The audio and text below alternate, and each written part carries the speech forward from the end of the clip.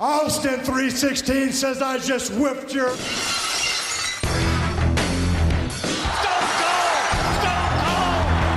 Cold!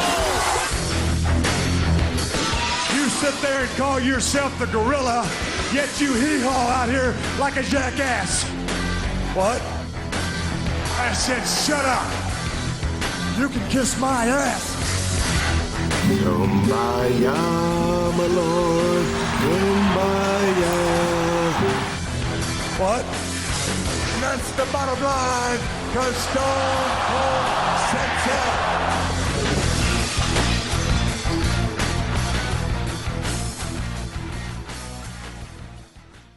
Welcome to the Bottom Line Wrestling Cast, the career of Stone Cold Steve Austin. This week is episode 73, Bloody Rumble, January 2001. I'm Mike Prue, along with JV. JV, how you doing? Are you excited about this Royal Rumble 2001 that we're going to cover today? Oh hell yeah, man! This is one of the better Royal Rumbles of all time. You know, it's definitely in the at least the top third of Royal Rumbles. Yeah, and there's probably throughout been the history, probably 30 of them. So yeah, I would hope it's in the top 10 of the Royal Rumbles for sure. You know, especially being that it's another big Stone Cold Royal Rumble that sets him off on the path to WrestleMania once again. So yeah, definitely a big one here, and also a pretty damn good show in general for the Royal Rumble 2001. A lot of times Royal Rumbles will suck ass, the pay-per-view, and you might have a good Rumble match, or you might have one good match on the show.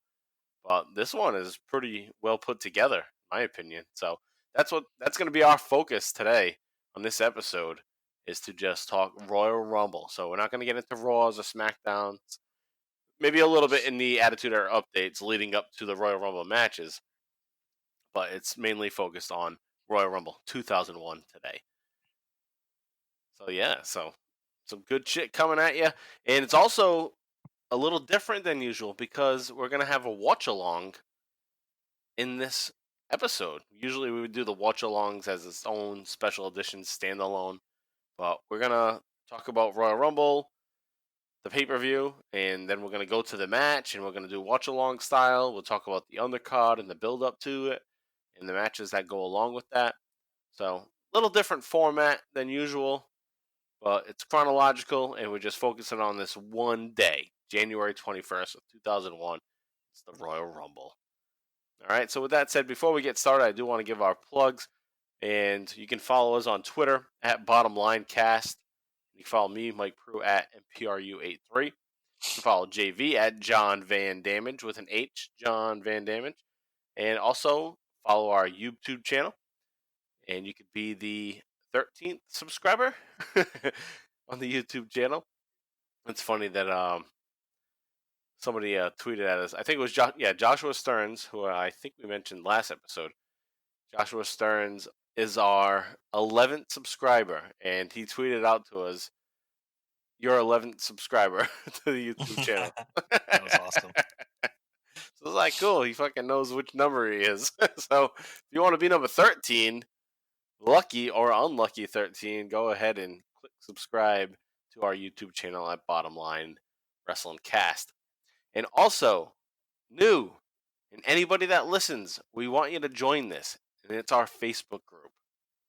It's the Bottom Line Wrestling Cast Facebook group, where you can talk about the show, you can talk about Stone Cold Steve Austin, you can talk about Attitude Era shit, talk about whatever you want. But if you listen to the show and you want a way to communicate with us that's not on Twitter for everybody to see, join the Facebook group. It's a private group, so it's just going to be us. So right now it's just four. It's Jay Free, JV, me, and Frank Alves. That's where we're at right now. You know, so those are the ones that I expect to be in the group right away. But now, since I'm just announcing it for the first time, hopefully some of your listeners will head over to Facebook, go to facebook.com/group/Bottomline Wrestling Cast, or just go to Facebook and type Bottomline Wrestling Cast, and the group should come up. Hopefully nothing happens with this group like the fucking page, where somebody complained about the page and then it was investigated that we were trying to act like we were Stone Cold Steve Austin or something, so they took it down. I think the group might be a little different because we're not pretending to be somebody. It's a fucking group. So check that out and join that, and you can share a bunch of shit there privately. Just between you and I, JV and I. So there's that. All right. So before we get into the Royal Rumble 2001 pay-per-view, I just want to give you a quick little recap of what we covered last week on episode 72, Ready to Rumble, also January 2001. Where we left off basically was Stone Cold Steve Austin and Triple H were put in a position where they were not supposed to provoke each other physically, and if they did, they would lose their opportunities at the Royal Rumble. So Austin would not be in the Rumble match if he touched Triple H or provoked Triple H, and Triple H, if he provoked Austin, then he would lose his title shot against Kurt Angle at Royal Rumble. So what ended up happening was a big match, big main event tag team match that we covered at the end of last week's episode, and Triple H was the referee. And what ended up happening is that Triple H got pushed into Austin, so Austin thought he was provoked, so Austin stunned Triple H. And that's where we leave off. And we briefly discussed, what's going to happen here, because that was a physical confrontation between the two. So we would hope that something would be addressed prior to Royal Rumble to kind of clear the air. Otherwise, it would be like bullshit. Like, hey, they just fought each other. They would just, they just had physical provocation. They did have physical contact. But they're going to make that right here, right at the beginning of Royal Rumble 2001. Actually happens during Heat. But if you're watching the pay-per-view, at 17 minutes into the show, they're going to show a clip from Heat. And Mr. McMahon is going to address that physical provocation that happened on SmackDown just a few nights before. So McMahon says that Austin is still going to be in the Rumble match. And McMahon says that Triple H should not be penalized because he didn't cause the physical altercation. He was pushed. It was unintentional. It was because of Kurt Angle. Kurt Angle shoved Triple H. So nothing will happen to either guy. And that makes sense, right? I think it makes sense. Austin only did it because he thought that Triple H caused it. And Triple H didn't intentionally do it because Kurt pushed him. So I guess it all works out. So Triple H gets to keep his title shot. But I am glad that they did address this without, instead of just having them say it on commentary like JR or Jerry Lawler. It's nice that McMahon came out and said, no, it's all good. This is what happened. This is my decision. Don't worry about it. And that that otherwise it would have been very sloppy and would just made for a weird. Right. Because they addressed it at the onset and it didn't just drag out to hey, all of a sudden, surprise, we're doing this. It just made as much sense. Yeah, and I like that there was structure to it. Right, and they closed the plot hole basically. Yep. Which where we left off, there was a plot hole, but then they quickly all right, wrap it up. Let's fucking fix this shit here. So that's what they did during Heat, and then we move on to the pay-per-view. It's live from New Orleans, and it's January 21st of 2001. And we're going to skip ahead through the undercard, and we're going to talk about the WWF Championship match first, because Stone Cold is linked into this match, so it makes sense to talk about it because this happens right before the Rumble, and Austin's also involved in this, so it makes sense that we go through it now. All right, so it's Kurt Angle along with Trish Stratus versus Triple H, who is with Stephanie. It's for the WWF Championship. All right, so Triple H is going to head out to the ring. He's got his Motorhead music, and he's heading out for the first time in a match. So here's another trivia bit. We talked about it last week. First match with the song. Right. So he's had it played a couple of times after attacking Austin, and then he came out to it for a promo one time, but this is the first match. It's Royal Rumble versus Kurt Angle, and he comes out with that music for the first time as a wrestler. So anyway, just wanted to throw that in there, and I'm not going to talk about it anymore. I'm not going to talk about Motorhead anymore. Done with it. All right, so another thing that they bring up early on in the commentary is that Linda McMahon is sedated, and she can't move, and I don't remember that. Like, in what we've watched leading up to this, I know that she got sick because Vince had to leave, and it was like a big thing. Like, oh, I got to go back to Connecticut. I got to go check on your mother or whatever. So that happened. Enjoys that she's right, like fucked up. Yeah. Right, and then all of a sudden he's like with Trish and sneaking around with Trish, but they never say that she is unable to move or anything like that, or paralyzed. There's nothing that we've watched that shows that or says that at all. Otherwise, we would have talked about it because I go through everything pretty damn well, and that didn't come up. So I'm either thinking that they're starting this storyline right now, so they mention it as if it has been going on, or they took stuff out of early episodes that we watched.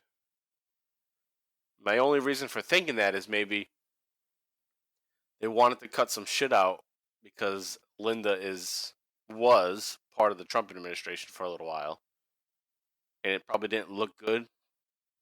Like if that was in the episodes, so if somebody was against the Trump administration and wanted to say, "Oh, you got this person in your administration, she's acting like she's paralyzed and all this shit," so maybe it looked bad, so they took it down. That's fucking crazy, but possible. Yeah, it is possible, but I think it might be more that it's just that right now they're starting that angle where because it could be the whole political side of it, but it's more likely that they just made up the story now, like kind of retroactively. Like, oh yeah, that's what's been going on. She's sedated, and that's why she's, that's why Vince is sneaking around on her. Anyway, we'll see in the weeks to come what happens with that storyline, and that's gonna be a storyline to come for sure. With Linda McMahon being sedated, and Vince being a fucking big prick to her while she's sitting there in a chair, not moving. All that's coming back to me now. All right, so anyway, we know at this point Stephanie and Trish, they're at odds with each other because Trish is with Vince McMahon, and they've been sneaky about it, and Steph knows, and she doesn't like that because Vince is sneaking around on her mother. So she's not happy about that, and that's why Trish ends up in the corner of Kurt Angle. So we got a little side story going on here with this main event match, is that Trish and Steph also are at odds here. All right, so the match gets kicking off, and JV, what did you think of this match? You talked a little bit earlier with me, and I know how you think, but let the listeners know. What did you think of this match? I did not like it. I thought it was very over. What do you call it? There's too much going on. Overbooked. Yeah, well, especially with Trish and Stephanie getting involved eventually. Yeah, and I forget if these guys end up having like better matches down the road, but they don't seem like they're a good pair for each other. Yeah, that's exactly what I thought too. My first note about this match is that it's easy to see that Triple H doesn't have the chemistry with Kurt Angle that Austin and Angle have with each other in the few matches that we've seen with Angle and Austin. And technically, Angle, another thing that's weird here, which probably might have hurt the match, is you have they're heels, right? I still think Angle's a heel, right? Even though he's a heel still. Yeah, even though Triple H is the bigger heel right now. He's kind of like a dumbass heel. Yeah, but still a heel. Yeah, he's not a baby face. So I don't know. The ending was kind of weak too. So it wasn't a terrible match, but it's just like when you see a guy like Triple H and Kurt Angle for the championship, I think I just expected more, and I was just kind of disappointed. And I didn't remember the match, and I was like, all right, where's this going? And then it just kind of turned into a shit show. Right, and it was also built up for a while too, because throughout the previous year in 2000, Kurt Angle was working with Stephanie, and Triple H didn't like that Kurt Angle and Stephanie were working together, and he thought something was going on with them. So it all built up to be, finally, they're having this big match on a big pay-per-view. And yeah, you're right. It does become a little lackluster. A couple of things that I notice about this is that Triple H tries to be, a wrestler's wrestler in this match, and he's attacking with figure four, the Indian Deathlock, that JR Yeah, at one. the Indian Deathlock. He actually uses that often. Yeah, I think he uses it more from here on out, right? right. Because I'm like, I feel like I hadn't seen that move as frequently in his matches, but I know that becomes like a staple. Right. Yep. I mean, that was a good move. But one thing I did have a note of the Indian Deathlock is JR. He corrects himself after calling it an Indian Deathlock and says, "Oh, I mean Native American Deathlock." Yeah. It's like, oh shit, really? Back in 2001, trying to be PC like that? Just a wrestling match? What the fuck? So anyway, yeah. So he's trying to be a wrestler, and Triple H did work that way for a while early on as Hunter Hearst Helmsley. But I just thought he looks too big to pull it off now. Like, he's built himself out of being a wrestler. Yeah, he grew out of it, like literally grew out of it. Yeah. It's too big. He's a big guy now. Yep. He's a legit heavyweight now. But I mean, Angle has a nice spot with the moonsault. Yes. If I'm not mistaken, he does it to the outside. No. That's in I think it's in the middle of the ring. I thought. Is it the middle of the ring? Yeah. Okay, I forget. Yeah, but that's crazy. Or he tries to do one to the outside, right? They tease a spot of him doing a big move to the outside, but I think from Triple H working on his legs, knee, whatever, he kind of doesn't do it, right? Right, yeah. I don't know. I could be. Yeah. I just watched it too, so that's the sad part. My memory's that bad. No, but there is that big moonsault spot, and I couldn't believe it either. And that came right after a Razor's Edge from Triple H. Yeah, yes, that's right. Triple H does a Razor's Edge off the second rope, and then after Angle recovers, he goes up and then he hits the moonsault. It looked great. Yeah. Well, Earl Hebner sucks in this match too. Yeah, that's another thing. Of course he sucks. Yeah.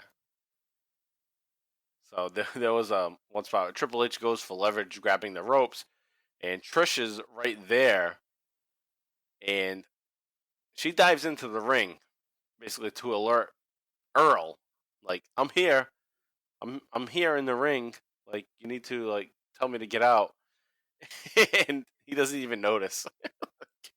So he fucks up there. It's another Earl screw up.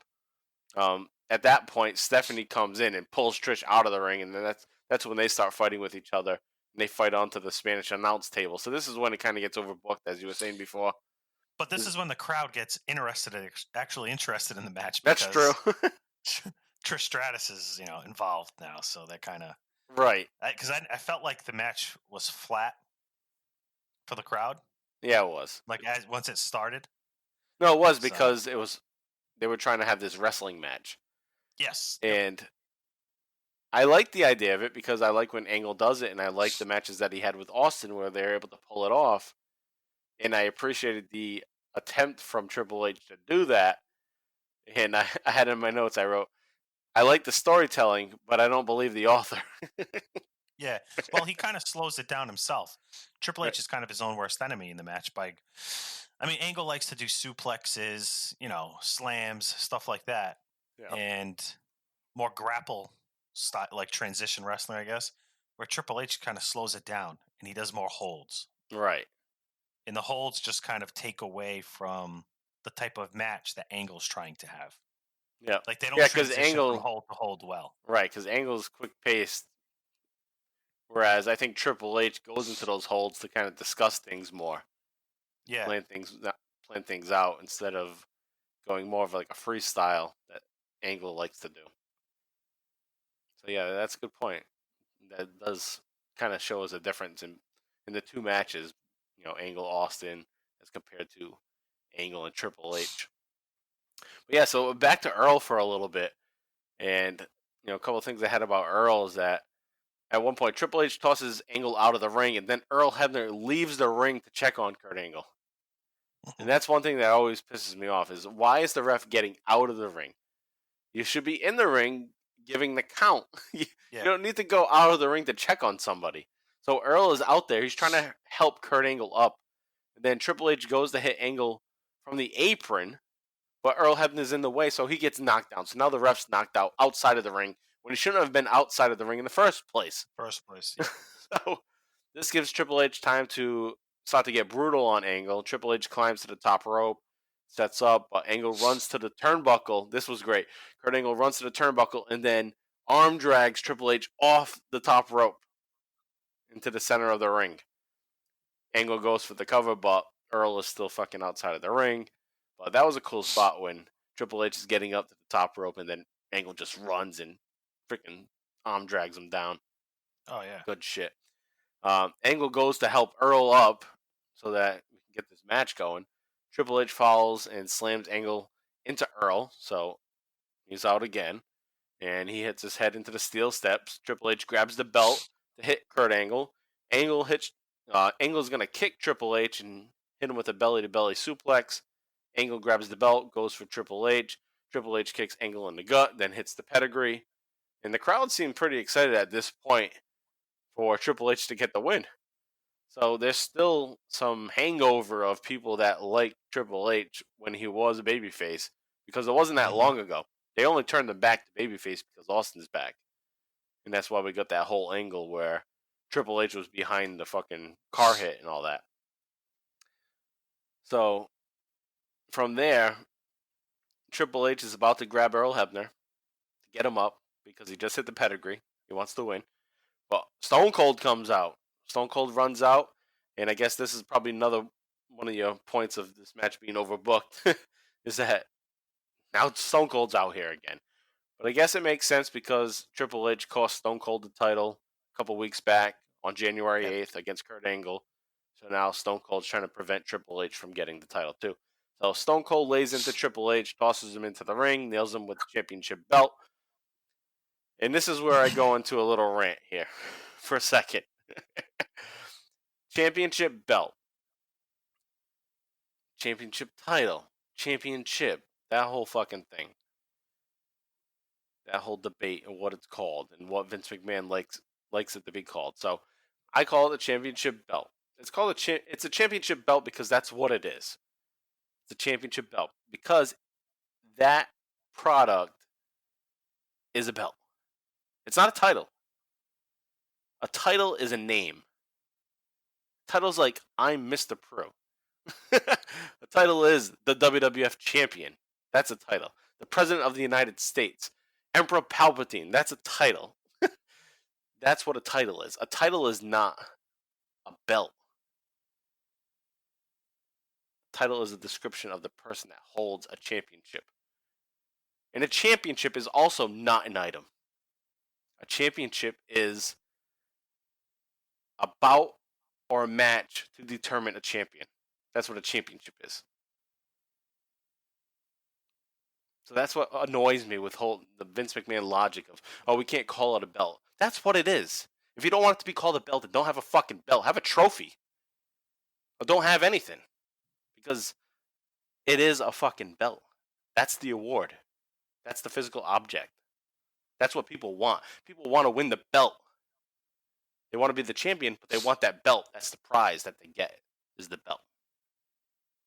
So that's my little fucking rant on belts, championships. No, I agree with you. And I'm indifferent to call it whatever you want. I know what you mean. No, I know, but that's what it is, though. Like, you're wearing a belt. Like that. Yeah, well, it just makes the fact that Vince won't accept another term of it, wants it to be called a title but not a belt when it's truly a belt, is just ridiculous. And I guess the argument, like the thing that gets said sometimes is, oh, it's not holding up your pants. Well, it's a fucking belt. It goes around your waist. It's a belt. Yeah. It's a championship belt. Just like you win the fucking Little League championship, you get a trophy. That's your championship. You get a championship trophy. You know? When we win our fantasy football league, we get a championship belt. You know? And I'm the champion of it. Oh, shit. Crying in my house. I don't know if you heard that. That picked up. I didn't hear it. All right, well, I'm hearing Papa, Papa being screamed right now, so it's only a matter of time. We'll see what happens. But we'll keep moving on there. So, Basically, that's my daughter saying, shut up about the fucking belt and get on with the show. Yeah. All right, so Austin goes to wake up Earl Hebner now that he's down there. And Angle and Triple H are both laid out at this point. Earl is finally back in the ring. Austin gets in. He stuns Triple H. Triple H is down on the mat, and he's busted open. And Austin walks off. All right, from there, Angle gets in there. He makes the cover. Earl slowly moves and makes the slowest 3 count ever. And then Kurt Angle retains the championship there. So thanks to Stone Cold Steve Austin, Kurt Angle continues to hang on to the championship. And I like that because, you would assume, heading into WrestleMania, Triple H is going to win the title here. And, his big feud is with Stone Cold. You think probably Stone Cold or The Rock's going to win the Royal Rumble. So it'll be against Triple H, not Kurt Angle. But Kurt Angle, the sneaky little champ, hangs on to the belt once again, thanks to Stone Cold. So there we go there. So maybe not the best match, but I like the ending with Kurt Angle winning, not necessarily how it all played out. I do like Stone Cold coming out and saying, fuck you, Triple H, basically. So that was pretty cool. And it's payback, like I said. It's payback for January 8th when Triple H made his return and cost Stone Cold the match against Kurt Angle. So it looks like at this point it's continuing to be a Stone Cold Triple H feud. But we know that will change, or many of us know that will change. We don't want to spoil everything, but for you hardcore Stone Cold fans, you know what's happening. But that's where we leave off, and we're heading to the Royal Rumble match. But before we get to that, I did want to make one little pit stop because of our discussion last week. Last week, JV and I ended up going on a little sidetrack with promos, wrestler promos, and who's the best promos as a wrestler. And I had said that The Rock wasn't in my top 10 list for the Our Vantage Point list that they're going to do for their next season. And I left The Rock off. I had him in my top 10, but then I took him out as a number 10 and had Arn Anderson in that spot. And JV ripped my asshole. And, duly noted, he's right in a way. I made my own list, but, I could see his argument. Maybe, maybe I'm wrong, but, nobody's wrong with their own opinion. That's another thing. But I can't see, maybe I did make a mistake in a way.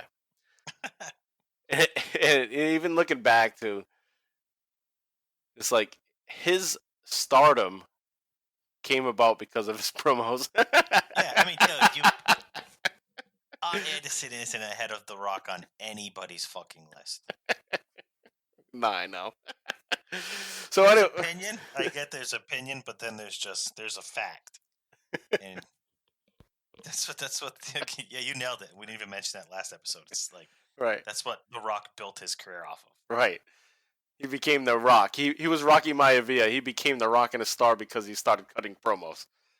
Yeah. Mm-hmm. So fuck, missed that. Now, yeah, I'm wrong. He belongs in my top 10. So. With that said, he cuts a quick promo prior to the Royal Rumble match. And as I was just watching the Royal Rumble and going through, what we should talk about, I saw this promo, and this was after we had the conversation last week. And I was like, shit, fucking, of course he's going to have a great promo.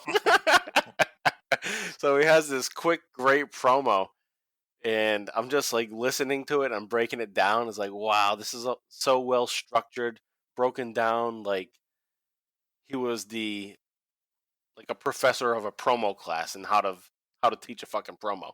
So we're gonna listen to that promo, and then Mr. Prue is gonna break that promo down like Dean Douglas style at SummerSlam '95 when he was just breaking down matches. So that's what I'm gonna do right after you hear this promo and just talk about how great it is and how nuanced it is and. Fuck, The Rock is in the top 10 for sure. Take a listen to this promo with hard-hitting Kevin Kelly and The Rock. We'll be right back. Rock, We are now just moments away from the Royal Rumble match. 30 superstars, an opportunity to face the World Wrestling Federation champion at... Finally, The Rock has come back to New Orleans.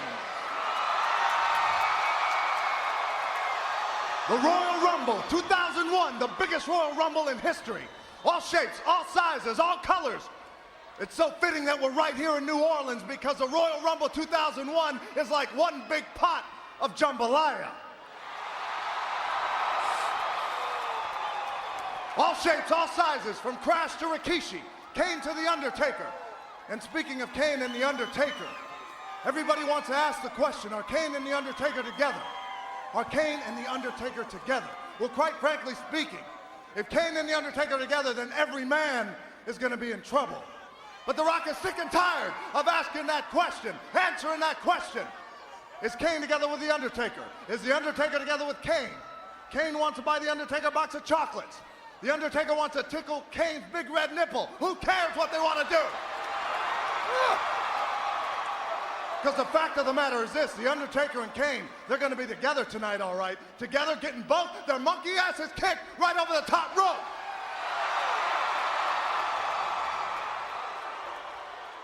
Royal Rumble 2001, every man for himself.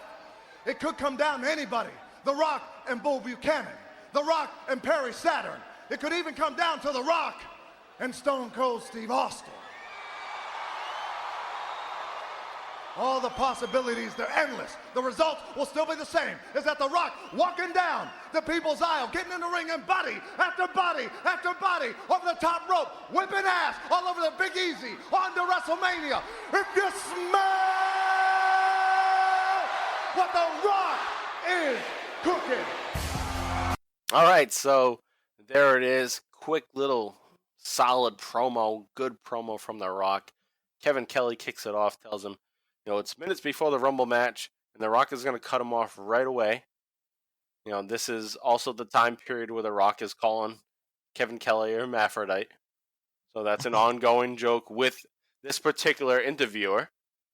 Kevin Kelly usually is the guy that interviews The Rock during this time period. So that's an ongoing joke. So right there, I would say that is a callback to previous interviews. So if you are a fan that's watching week after week, that's going to make you laugh because it's been something that he's using. It's a callback. Then The Rock says, finally, The Rock has come back to New Orleans. Of course, that's a cheap pop. And I did mention last week when I was trying to defend myself that he says the same kind of shit over and over again. But the fans look forward to it.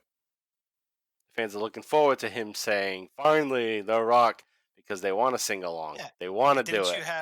Didn't you have Mick Foley on your list, too? Right, he does the same thing, yeah. He's the king of cheap pop. Yeah. You're a fucking hypocrite. Your list lacks consistency. So I figured that part of the promo, that's a wash. It is a cheap pop, but the crowd wants it, so you give the crowd what they want. Stone Cold does it, too. So does John Cena. Right, John Cena does it. All the big promo guys do it. So The Rock goes on from there and says the Royal Rumble is all shapes and sizes of people, and they're all going to be fitting into New Orleans because it's a big pot of jambalaya. So again, that's continuing to pander to the crowd, but he took something about the match. Right, it's clever. There's so many different things in this Royal Rumble match. It's like one of your cultural foods that you have here in New Orleans, jambalaya. Smart. Thumbs up for that one, too. Another check. Rock brings up different sizes of the wrestlers. So you have Crash, you have Kane, Rikishi, Undertaker. And then Rock moves on to the question of, Kane and the Undertaker. Are they together? Based on what they did on SmackDown. And then The Rock starts to make jokes. He says, something to the fact that, of the effect of, Undertaker wants to buy Kane some chocolates. And, while it may sound goofy when you're hearing it, but if you're thinking about how he's creating his promo, he's creating a spot where it creates a laugh, generates a laugh, comic relief. Because he's just kind of being serious about how this is a big match and, you have all these different competitors, and then he throws in a little joke there. Okay, so good humor is thrown in there. Then The Rock goes on to say it can come down to anybody in the Rumble. It can be Bull Buchanan, Saturn, or even Stone Cold Steve Austin. So he's also promoting lower card wrestlers have a chance to win this, but also finishing the sentence with saying Stone Cold Steve Austin. That's kind of foreshadowing too. It brings that in there. The Rock says he'll go through everybody and move on to WrestleMania because obviously that's the main goal. And if you smell what The Rock is cooking. So I just, by breaking that down and writing it out the way I did, it's like, wow, that's fucking well-crafted promo for that short amount of time that he had, where he hit all those different aspects. He made fun of the guy that he's doing the interview with, and that gets a laugh. And then he talks about where he is. He talks about New Orleans and links something to the match, to the culture of the place where they are. He talks about the type of match they're in, the Royal Rumble, and how there's all these different people. And it could be anybody. And then he throws in a little joke about chocolates, fucking some nonsense joke. That's something I do all the time as a teacher, is I just bring up something stupid, to get people to laugh, like out of nowhere, and then go back to the main thing. So that's what he's doing there. It's like, Undertaker soon. Yeah. It's a good way to check that you still have the crowd's attention. Right. And then they laugh, and it's like, all right, let me bring you back in and continue this. And then he goes on to say, anybody can win, and, can come down to me and Stone Cold, which is what everybody wants anyway. So that gets them all riled up, like, yeah, that's what we want. And then he goes on to his final catchphrase, if you smell what The Rock is cooking, and then everybody's fucking pumped, and it's time for the Royal Rumble match. I was like, damn, JV. What is... Not just me. I know, but 99% of people agree with what I was just saying. What I know. An overwhelming majority of people think. I know, but it's like, damn, why did it have to be the very next promo that he cuts? That has to prove that he knows what he's doing in less than fucking 2 minutes, basically. How many people can convey all that within that short of time period? Mm-hmm. Like, you go back to like 1990. Go to the 1990 Royal Rumble and listen to Ultimate Warrior's promo prior to the match. He doesn't get through anything as of importance or hype building. Probably talked about stars blowing up in the Milky Way, moving through the sky, fucking whatever, some bullshit. But yeah, so cool promo there as we head into the Royal Rumble match. And that's where we're going to head. We're going to head to our watch-along portion of this episode. And we're going to take a quick little break, and we'll be right back with our watch-along of the Royal Rumble. So if you want to get a head start, go get your WWE Network set up and go to Royal Rumble 2001. Timestamp will be 1 hour, 44 minutes, 53 seconds. And when you get to that, you should see a hard cam view of Howard Finkel about to announce the rules of the Royal Rumble. So pause right there. We'll be right back. I'll go through those directions again right at the top. So give yourself a head start though. All right, and we'll be right back.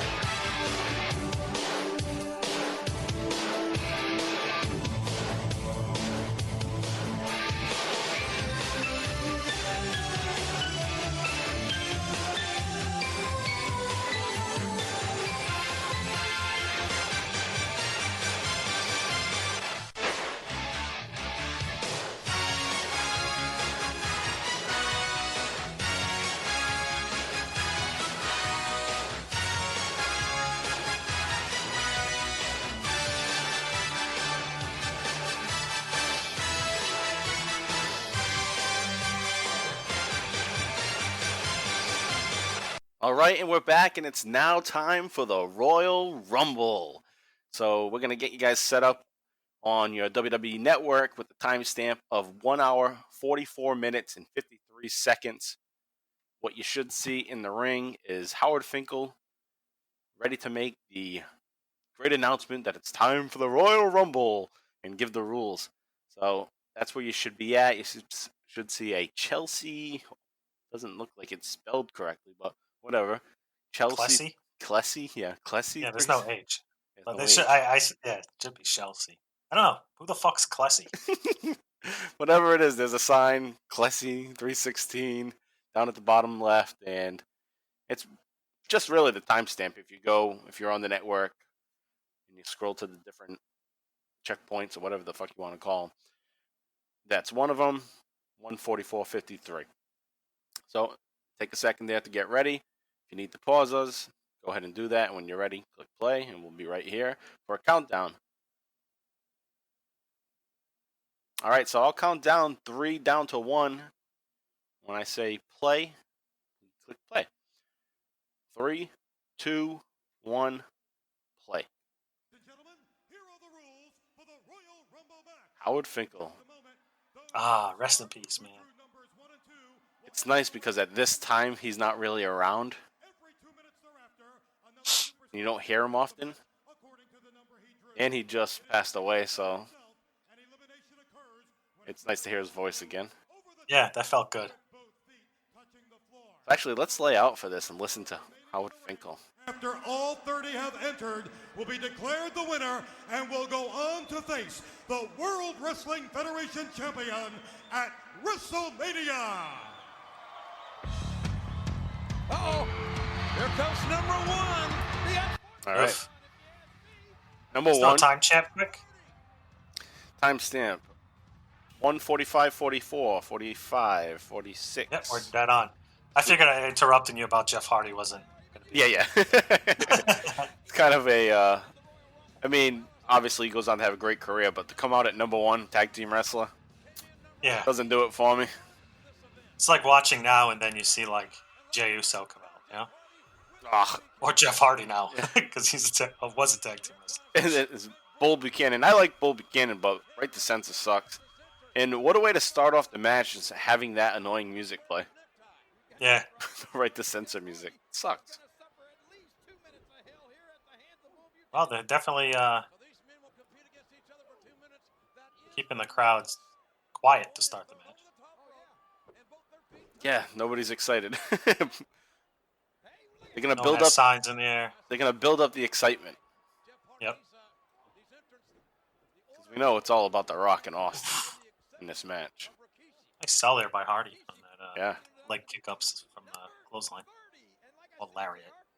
Yeah, Bull Buchanan has a great look, I think.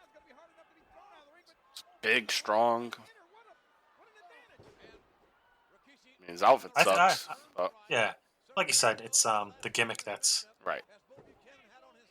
He looked But pretty they make cool. it work. They do their job as heels. They're Yeah. supposed to be annoying, and Right. it's like they're a bad, but bad in a good way.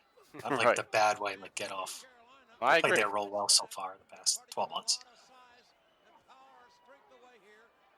Actually, how long did they write the censor run? The summer of 2000? Yeah. I believe it was around the summer of 2000 up to this point. So, yeah, half a year. Goes on for a little bit longer after this. Not too much longer. So we got a 2-minute clock on this Royal Rumble. Sometimes it's 90 seconds. I think 2 is the longest it's ever been. One year it was 1 minute. 1994. 1 minute. Oh, no kidding. Or was it 95? No, 95. 95 was 1 minute. Oh, The match they're was 2-on-1 now. The match was like 45 minutes. All right, yeah. So the Hardys are in, teaming up against Bull Buchanan. Yeah, I mean, 19 years later, and 2 guys in this ring are still a draw. Yeah, They still make money. That's I for mean, sure. they've been around since '96. Mhm. I mean, they didn't really get popular until '99, but almost. I mean, up until the time Jeff leaves to go to TNA, they were lifers in the WWF. Oh yeah, yep.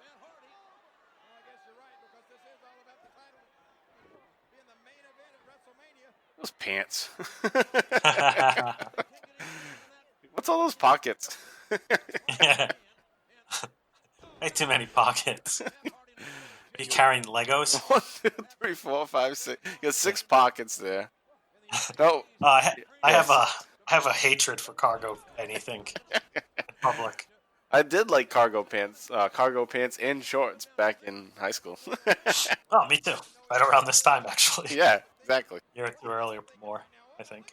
But not that style that they have on. No.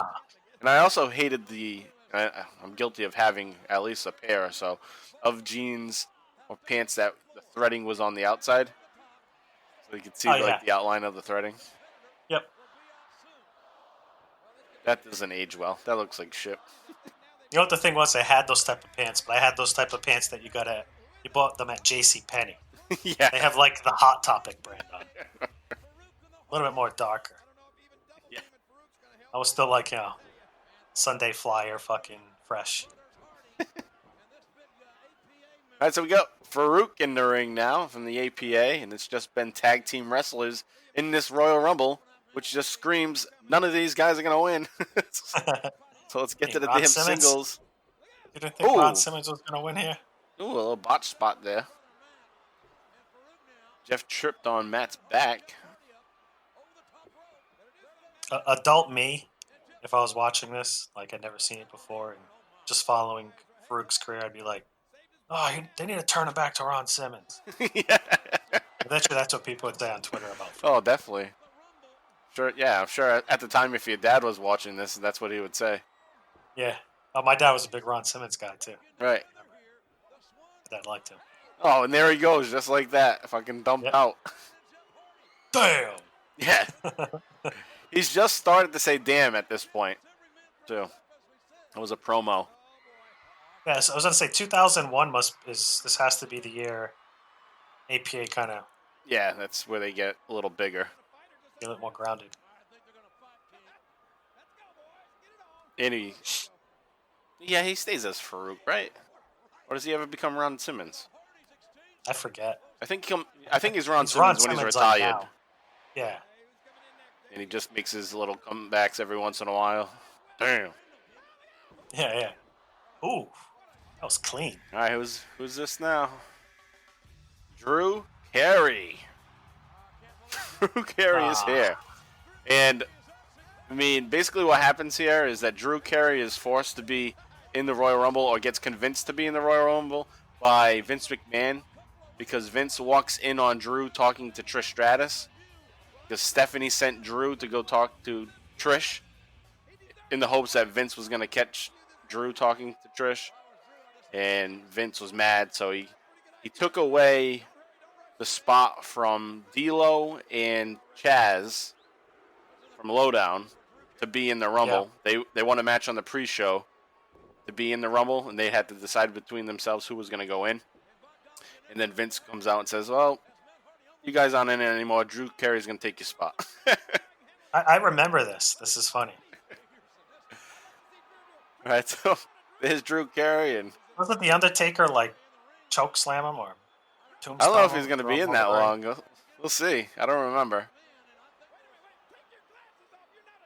It's funny how just 19 years later, he looked so different and so old now.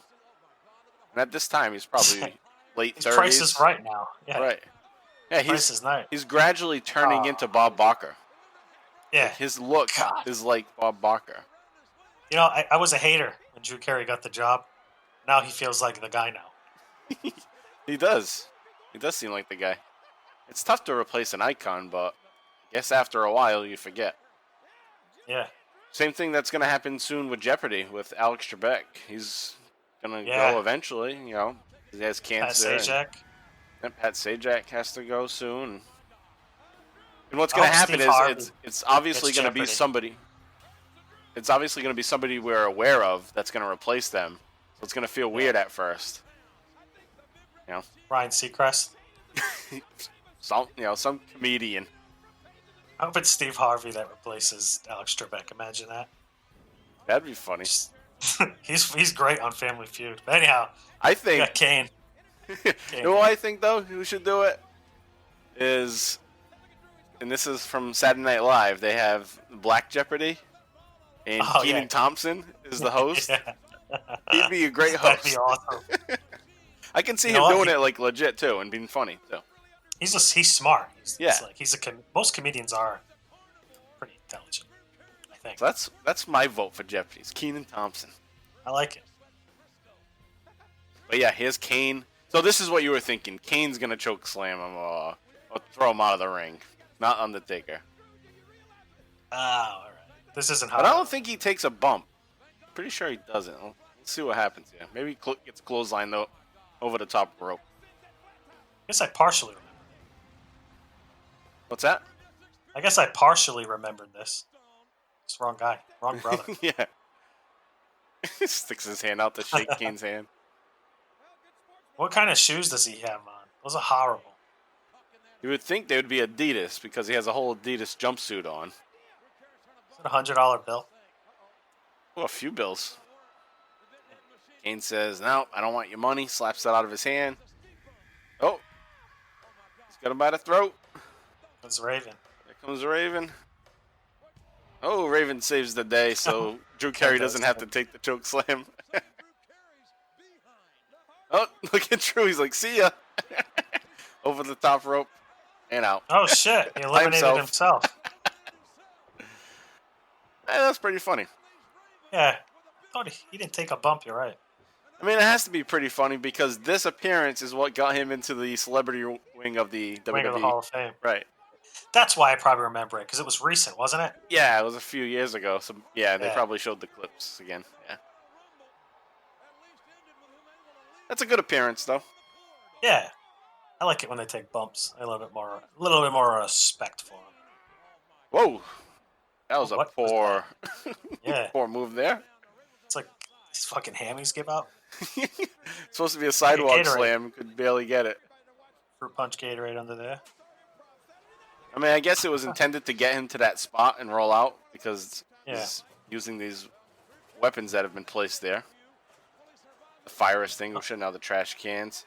And here comes Al Snow. It is 24/7 rules for the hardcore title. So Al Snow might try to pin him in with the hardcore title during the Royal Rumble. That would be something. Yeah. I don't remember if that happens. I don't remember a whole lot from 2001. 19 years, I guess. Yeah. And I don't go back and watch much of it. So. Yeah, the summer of 2001 is kind of when I started to Yeah, same here. lose some interest. I was heading into my senior year. Yeah, I was heading into my senior year of high school. Oof. So I guess Al Snow was the next contestant, or not? The buzzer went off. No. But he came out. He came out early. Oh, yeah, it is him. What the fuck's all this trash? He's got the bowling ball. Bowling ball to the gut.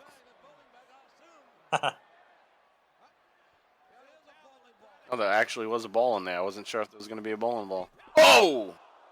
How do you fake that? You just rolled the ball right into Raven's nuts. You just hope you do enough to block it. Right. But just like... Raven had to squeeze his legs just in time. The way the inside of his legs are killing him. Yeah. He busted his knees trying to block it. Yeah. That's, no shit.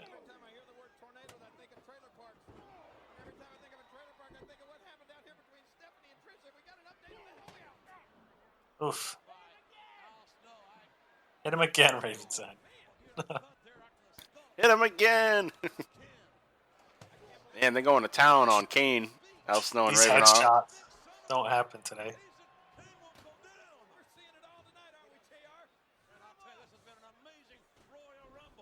That was kind of a botch there. Yeah.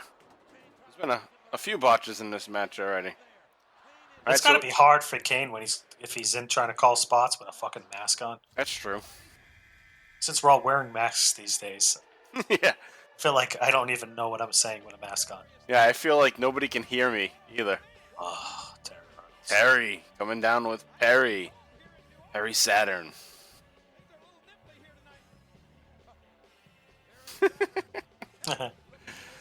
It's cross-eyed. His music's awful.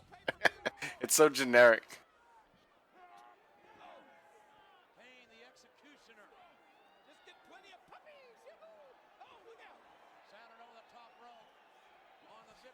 This is one thing I was just thinking. Val Venus and Perry Saturn should have been a tag team. Saturn and Venus. Oh, yeah. Yeah. The Milky Way. Yeah, that's perfect. And Terry as their manager. Yeah. The Milky Way. You know, Oh, shit, cum huh? shot.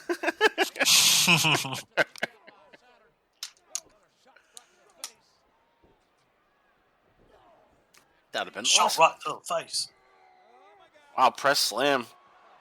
Oh, and down. Kane to Saturn. Al Snow's Al the monkey Snow. on the back. And then Raven tries to jump up.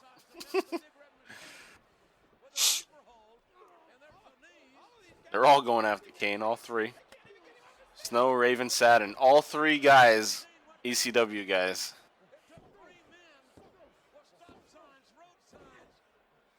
Al Snow formed his head gimmick in ECW. Saturn with the Eliminators. And of course, Raven was a big star in ECW. Eliminators, underrated tag team. Often forgotten about, I think, sometimes. Can't wait to get them on the Extreme ECW livecast. Oh, here's Steve Blackman. Steve Blackman.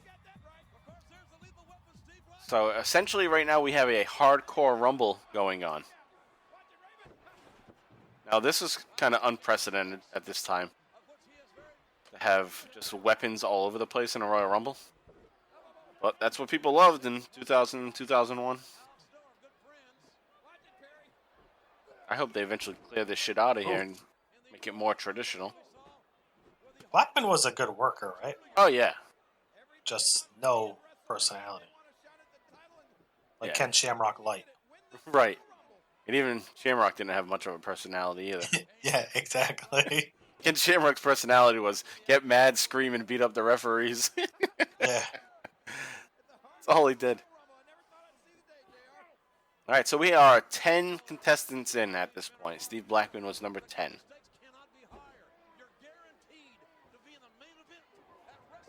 And we've had 4 people eliminated. What are you in there? 6? 1, 2. Drew Carey. The Hardys. Yeah, so 5. 5 have been eliminated. Bull Buchanan. The fifth. Yeah, so the Hardys, Bull, Farouk, Drew Carey. The first 5. Yeah, the first 5 are gone. Yeah. All right, we got another countdown coming. Who's going to be next? This is always my favorite part, and I probably say this every watch-along that we do with the Royal Rumble, is the countdown. Oh, yeah. That's why Royal Rumble's still my favorite wrestling event. Yep, Like match. same here. And it's perfect because they only do it once a year. Right. They haven't gotten to the point where let's have 4 a year. Well, they did have 2 one year. The greatest Royal Rumble. Oh, fuck yeah. That's right. All right, so Grandmaster Sexay. Another tag team wrestler. The only person in this ring that I would say has a chance would be Kane. Yeah. Kane would be the only viable contender for the WWF Championship at WrestleMania of all these guys. Given current storylines. If Brian was watching with us, he'd say Raven. He loves Raven. He loves what? Well, if I was booking it, I'd be a Raven. Oh, Raven. Yeah. I liked Raven too, though. I think you're moving away from your mic a little bit. How's that? That's better. All right. Is it the new headset that you got, or are you using that other one? No, this is my new one. Oh. I just didn't have the mic in front of my mouth. sometimes I'm breathing and I'm sniffling. And, Yes. and I haven't really sat down and configured the mic. Oh shit! Blackman hanging in there. Wow, strong. Oh. Wow! Kane just smashes him on the head and he's out. There's a one guy in the front row clapping like that's the best thing he's seen so far. Oh, Kane's cleaning house. Oh shit! He's eliminating everybody. One more guy to get rid of. And it's Perry Saturn. Nails him with one of those sticks. And everybody's out. And Kane's Why left. did Al Snow just go flying? Did you see that? That was honky tonk. honky tonk, man. So that's funny. Now everybody's out of the ring. Kane's left, and we get a throwback guy coming out. He can't last long. Yeah, there's no way he lasts until the next guy comes out. Hey, looks like honky tonk.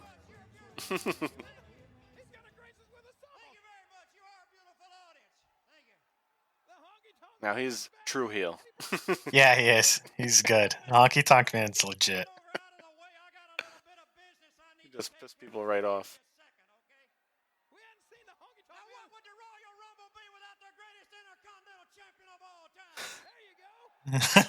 Even that's so heel is saying, "No, I'm the greatest Continental Champ."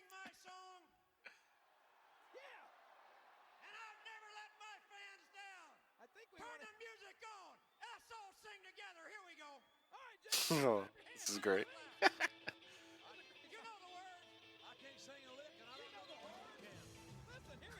Kane just standing there. All right.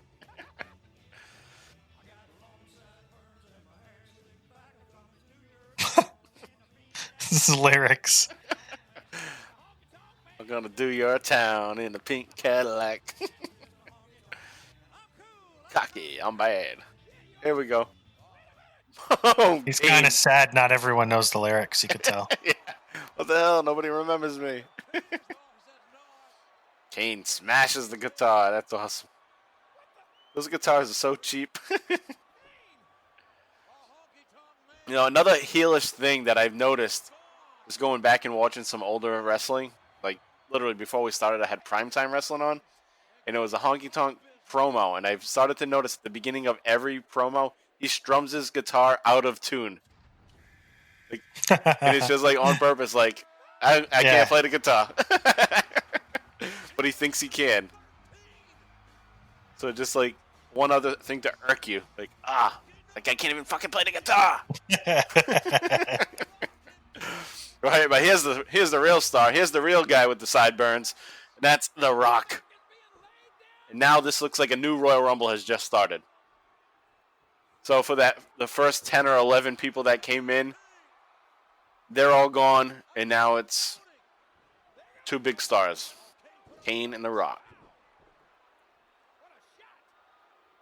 So we kind of had the first portion of this match being a hardcore match, a hardcore Rumble, and now it looks like we'll get back to normal here and get some singles wrestlers. So The Rock came in at number 13. He's going to spend a good amount of time in here. So is Kane, actually. Looking at the times now. Kane's going to go nearly an hour.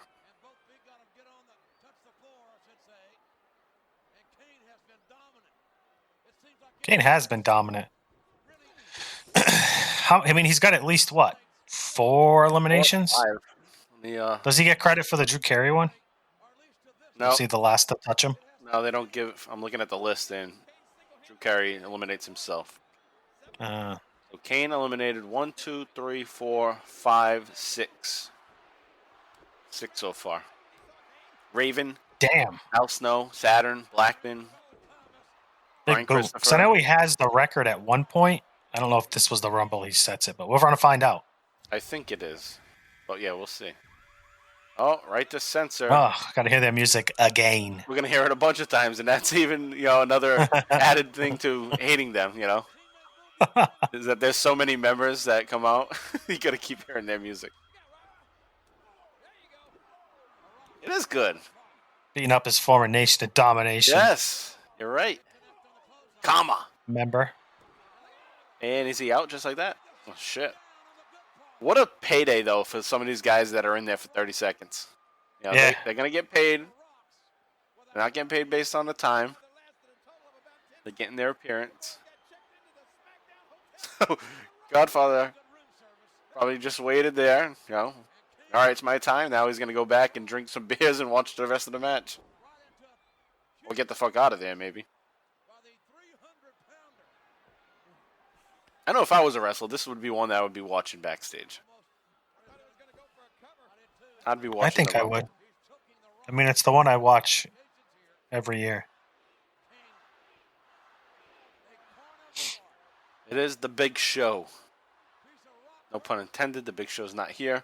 But Big Show's been gone for a little while. Actually, no. What? He just came back. Oh, he just came back. Yeah. Right. Yeah, against Drew McIntyre. No, like I mean at this time. 2001. Yeah. He's been missing. He's been out for a little while. Yes. Yeah, you're right. Maybe I'm wrong. Maybe he's in this one. 2, 1. All right, who's next here? Ooh, Taz with a big Nice. entrance. Awesome music. Yeah. Da-na-na-na-na-na. Nice music. He's great on commentary. Yeah, he is. He's excellent. Incredible. He's awesome in AEW too. Sure. AEW has the best announced team in wrestling. Oh God, yeah. It's not even. That's what I think puts their product just above and way above and beyond Yeah, you get anything WWE is putting out. Right, you have guys with talent telling the story, and if some of the athletes aren't like the best, you know, they're not fully developed. Tony Schiavone, Jim Ross, Excalibur. Well, yeah, Taz, the difference is they can get them over. They can tell the story to make you excited about it. They're just as credible as wrestlers because they're from a different age. Right. Like when WWE's grooming new announcers, they should use more former wrestlers. Yeah. Like nowadays, I don't know. They try. I mean, Samoa Joe's been brought in to the team, and I think he's pretty good. Is he? I would imagine he's good. Yeah. Look at this guy with the tie in the crowd. He's fucking go nuts. Imagine he's listening. Yeah. Like, that's my spot. That was me, man. He's with the same outfit on in front of his TV. What the hell happened? I don't know. No audio. They must be playing a copyright song. They're playing like a replay of Taz falling out of the ring. Yeah, that's what that is. Yeah. But there's no audio. No. No, the audio's back. But the screen went black. Yeah, this is weird. Fuck? Did they edit something out? They must have edited something. What's your timestamp? Make sure. Move my mouse. 58, 59, 12, Okay. 1, 2. Okay. Yeah, the second off, but. Bradshaw. Right, so Bradshaw's in the ring. That was strange. What the hell happened there? Screen went black and then they went back in time. Shit. Anyway, all right. The audio sounds lower than it did. Yes, it does. All right, so you have Bradshaw and The Rock double teaming Kane. Whoa, hell of a clothesline from Bradshaw. That's all he has, though.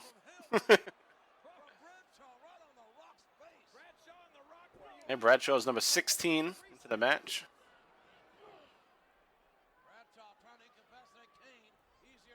Taz in the match for 10 seconds. I'm sure he enjoyed that.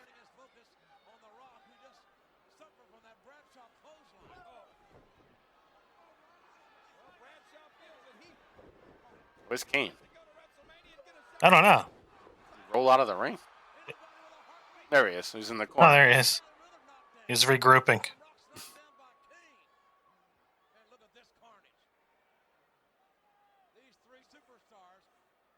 What's up with that weird row? You have the people on the floor, and then there's like one row above them, and then the next section. It's like a VIP spot. See that in the crowd? It's like a girl sitting up. She has a special chair. No. Right in the middle. Right in the middle. Was like with her legs crossed? Yeah. Oh, I guess. What the hell's up with that? Yeah, it is. She's got like the best seat in the house. Nobody around her. Dead Right. center. Here comes Albert. Prince Albert. What was his name? Lord Tensai. Yeah, he becomes Lord Tensai.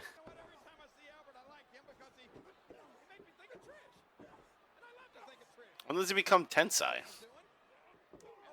That Oh, that's after 5 or 6 or something? I saw his debut. No, Lord Tensai? Was that becomes much Lord later? Tensai. Yeah, it's WrestleMania, the Raw after WrestleMania 28. Oh, shit. It wasn't that long ago. What year is that? 8 years ago. 2012? Yeah. Yeah. I saw his debut. Lord Tensai. Now he's training the future stars. Yeah, in NXT. very well respected. Yep. New England guy. Come on. Oof. It's a pretty high risk spot there with, elimination spot with Kane and The Rock. Yep. 2 big stars. But at this point, meters are going to be pointing at The Rock as being the guy. To win, yeah. Yeah. Especially because we talked about before the watch along portion here is that The Rock's the only guy that cuts a promo prior to the match. You don't get an Austin promo, but you get a Rock promo. Yeah, you get a Rock. They know what they have there, Tim. Obviously. Yeah, it's a way to hype the match before it starts.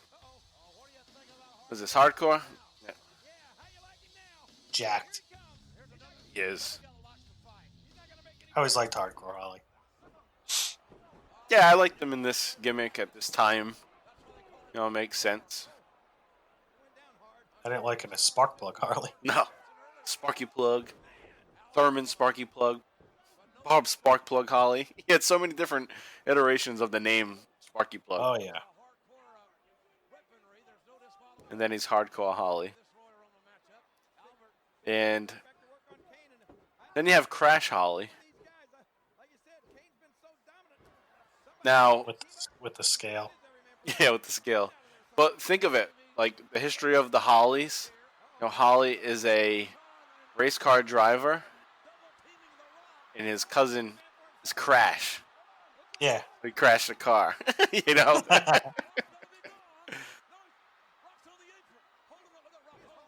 Rock holding on for dear life on the bottom rope.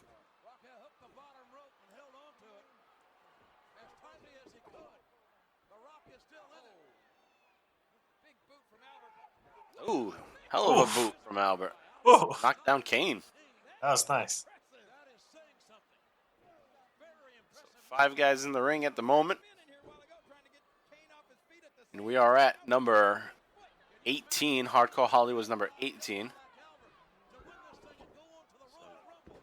Oof. Getting down to the last Big clothesline. 11. Whoa!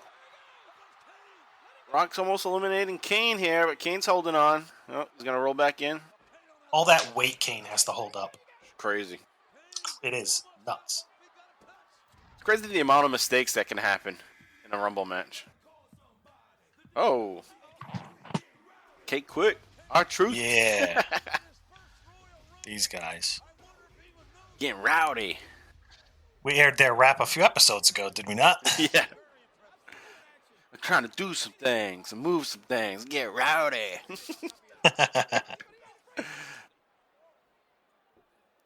It's not that bad. I do prefer What's Up, though, compared to Get Rowdy. People over there, what's up? To my brothers in the back, what's up? What's up? What's up? What's up? What's up?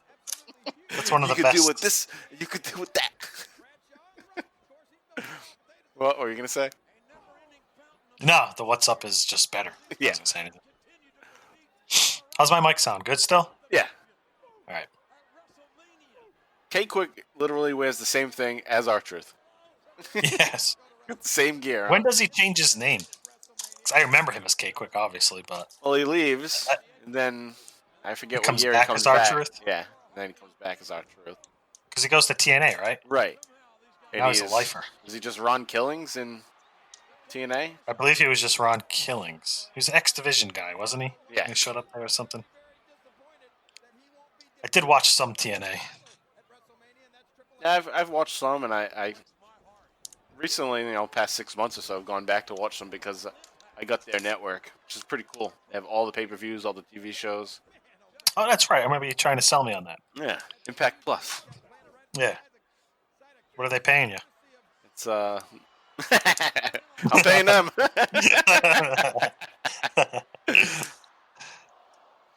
All right, who's next? Who is the 19th contestant?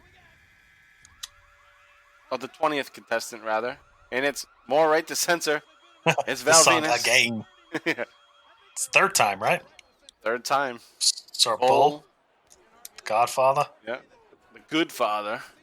Good Father. And now Val Venus. Wow. They definitely went up in order of importance. Importance, yeah. Interest. Yeah, Val and Good Father. It could be a toss-up, I guess. But Val's getting more of the push as a singles guy. Hardcore Holly getting his time in with The Rock. Trying to get the people backstage to say, hey, well, maybe they can work together. Trying very hard. Yeah. That's my chance. Maybe they'll notice me with The Rock.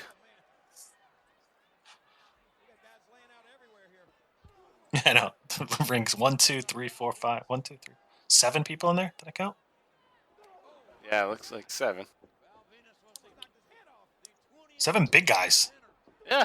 They're all pretty much light to heavyweight. For, light heavyweight to heavyweight. Except for K-Quick. Yeah. And he's still pretty big. Right. It's more like the light not heavyweight. small.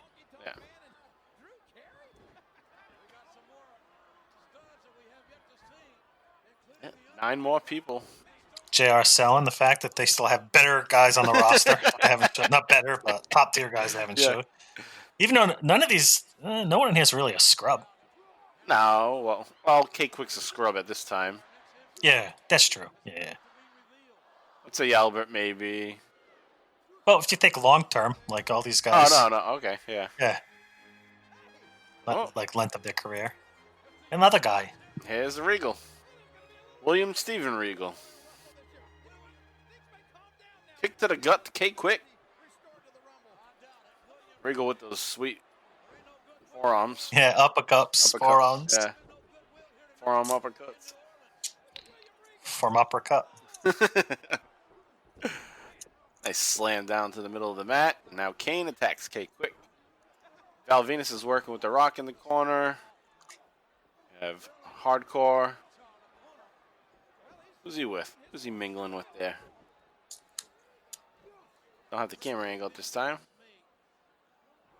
Oh, Albert. Holly and Albert. Nice spine buster from The Rock to Val Venus. Beautiful spine buster. How'd my cat get in here? How long you been in here? sorry, listeners. Just got jumped in front of me. At least 40 minutes he's been in here. Oh, because your door's shut? Yeah. Wasn't there the whole time? Yeah. Stalking, creeping. All right. Bradshaw. Back-to-back clotheslines on Val Venus.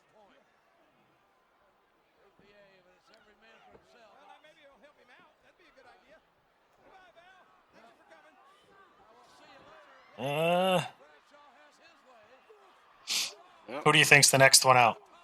I don't know. Maybe Crash Holly. That's what I was going to say. He's got to be... I mean, he's got to be in it. And I just saw Hardcore, so I thought Crash. Part of me thinks Regal's staying until Austin comes out. Oh, test. Oh, Regal has to stay in there until Austin's in there. Because, yeah. Austin's got to toss him. Test. It's test. Can you pass the test? Did he ever say something stupid like that? No. He should have. I often hear though people like they joke about his name, like, "Oh, Test, what's that? How's that kind of name is that?" It's so simple. Like if you remember how he debuted, is that he was a roadie or a bodyguard for one of the rock bands that made an appearance. What the fuck rock band was it? Some 80s band. Rage Against the Machine? Oh, no, 80s band? 80s rock band. Motley Crue? Motley Crue, yeah. So he was basically the roadie for Motley Crue. So that's why his name's Test. You know, grab Mike Test, Mike Test. Ah, all right. I have to let this fucking thing out. Back. Okay. All right, so you have Test now giving Kane the test in the corner with a big boot to the throat. So a lot of big guys in the ring at this point. The ring's filling up with about 8 people in the ring at this time. All right, I'm back. All right. So I was just saying that the ring's starting to fill up at this point. I'm sure there'll Anyone get eliminated? No eliminations. Sure there'll be some mass eliminations in a little bit. All right, countdown. Who's coming out?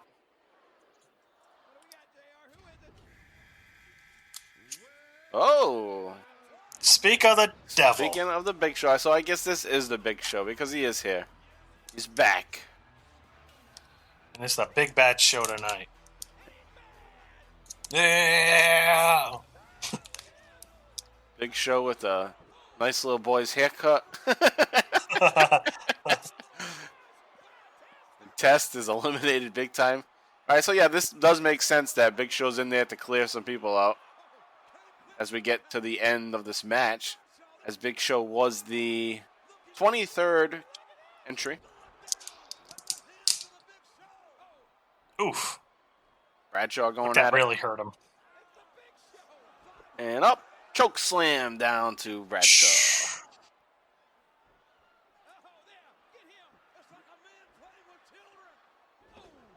Wow.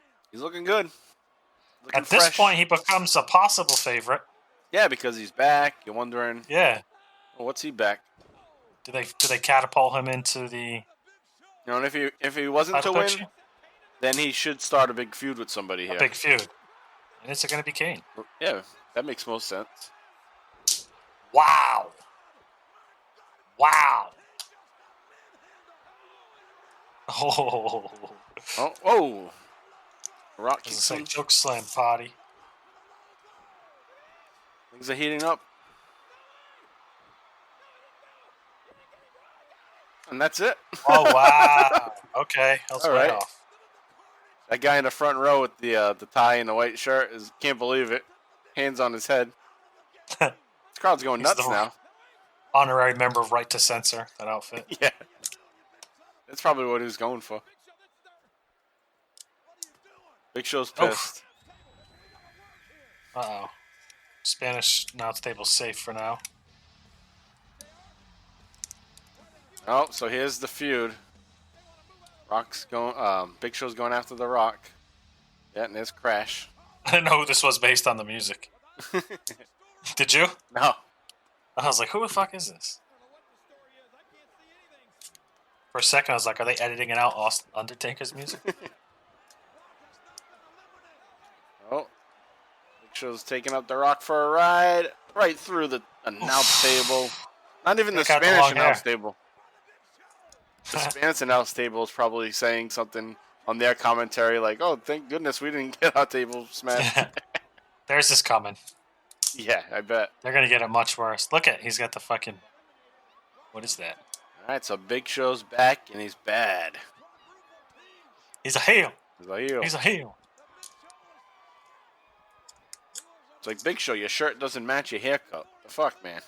No, it doesn't. That guy's a mess. Got long hair in your shirt.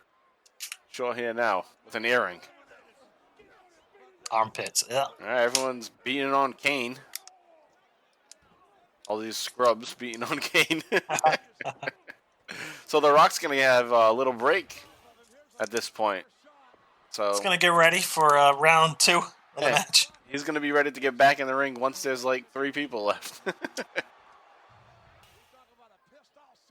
At least it's better than the 99 Rumble with Austin and McMahon weren't even in the match for like an hour and come back right at the end. That was kind of bullshit.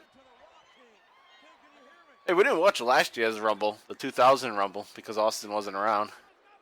Yeah, maybe we'll do it anyway. Yeah, do it at some point. Put it on the docket. Watch along. Yeah, special watch along. We have a rough week where we can't record a regular episode. Throw that in there. Sounds good.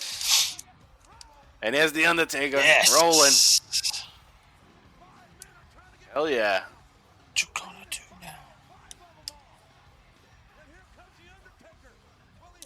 Rolling, rolling, rolling. All right, so they're all going after Kane. Undertaker is ready to get rid of a bunch of them, I would assume, here. It's time to clear the ring here. Brothers of Destruction are probably going to team up together, yeah? Oh, all these guys are done. Yep. Empty ring. Ding, ding. It's good booking, though. Good planning, you know? Like, all right, at this point, it's Kane and Undertaker in the ring with these 5 guys. Time to eliminate them all.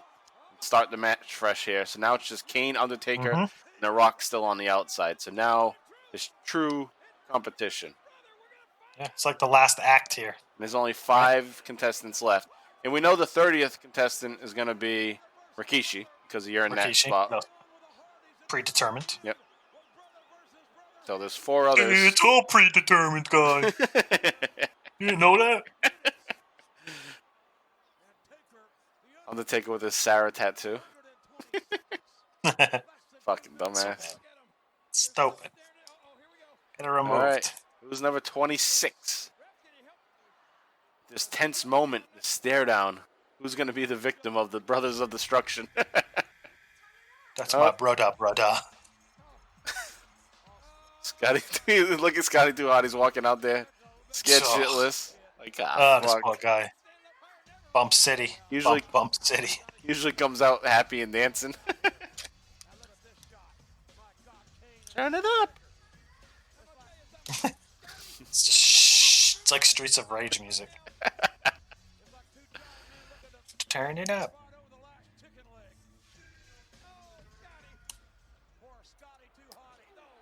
Oh, poor guy. He's going to be gone right now.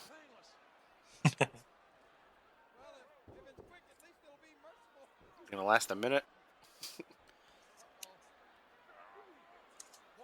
Oof.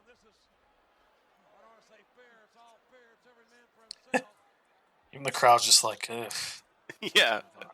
Like, there's got to be a big name after this. There's not that many big names left.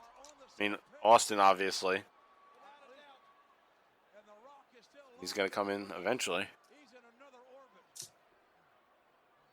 There's only 4 more spots.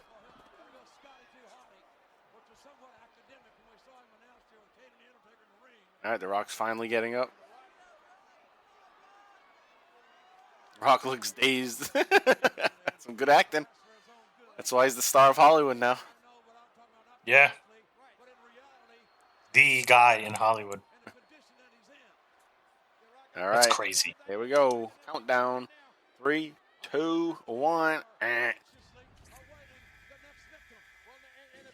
Yeah. Stone Cold. Stone Cold. Cold Stone. There he is. Braces on. All his arch enemies. Oh, fuck. Triple H attacked him from behind. I was going to say, you know, his big rivals, Undertaker, Kane, The Rock, all out there. And from behind here comes his latest rival, Triple H. So Triple H is returning the favor from earlier in the night where Austin interfered or got involved in Triple H's match against Kurt Angle for the championship, costing Triple H the championship, which we talked about prior to our watch-along.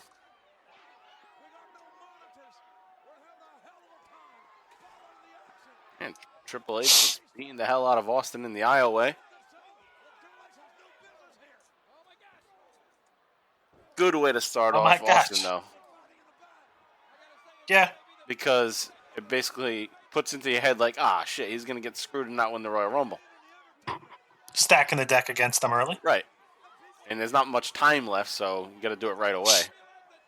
I like that. Austin's freaking bloodied up. Someone's purse is fell over. Someone's trying to get their purse. Like, hey, that's my purse. Leather print purse. My money's in there. They may or may not have a cell phone in there yet. Yeah. How much money do they have? Early 2001. I know in early 2001, my cell phone was in my glove compartment. Because I wasn't Here comes using the one. Yeah, here's the one. The one Billy Gunn.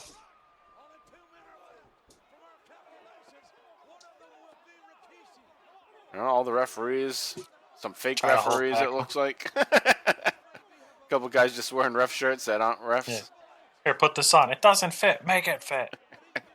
Act like you're a ref, damn it.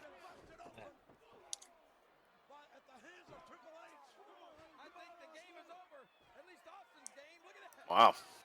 Holy crap. Whoa. Whoa. You fucked up, bro. Holy shit.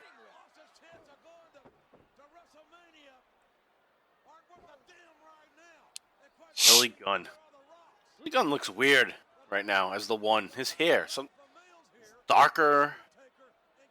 Yeah, they went away from the blonde, it looks like. I'm sure he was dying. I don't think he was that natural. That's true. This seems more like his natural hair. Right. You know, man, I want to be a blonde, man. All the smoking guns, they had to make a difference, differentiate between the two guys. One has to be brown hair, one's going to be blonde hair. Like all tag teams. Mm-hmm. The Rockers, the Rock and Roll Express. Has to be something different. Except for the Bonnie Donnas. They were basically twins, Skip and Zip. Yeah.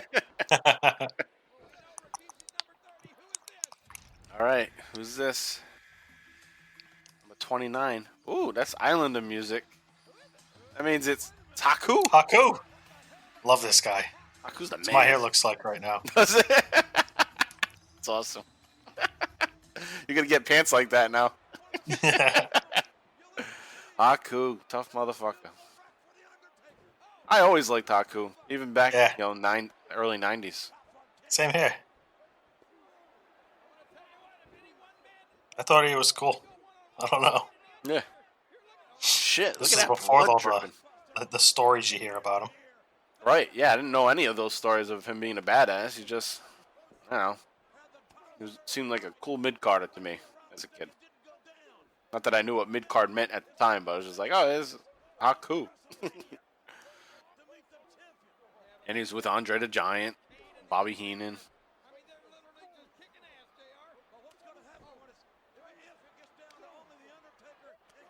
Haku's kids are big stars now in New Japan. Oh, really? Yeah. They're a tag team. Tonga Loa. The fuck's their name? Oh, yeah, that's right. Yeah.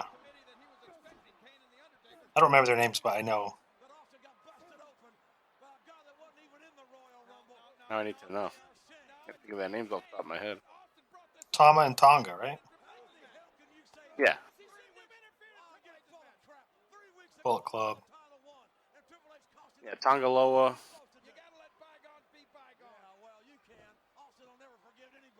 And Tama Tonga. No, not Tama Tonga.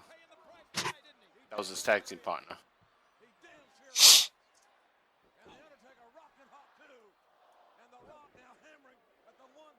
Oh, Tama Tonga. Yeah, I was right. Tama Tonga. Anyway, whatever. All right, so here's another Islander, Rikishi. Head shrinker.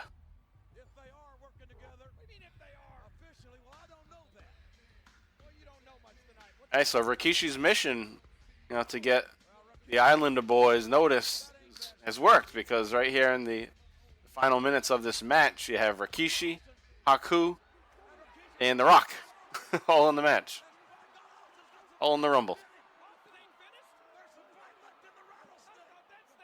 Rikishi thought he was going to take advantage of Austin, but Austin turned him right around and fucked him up. Austin's all bloody in the match. That's awesome. Great visual.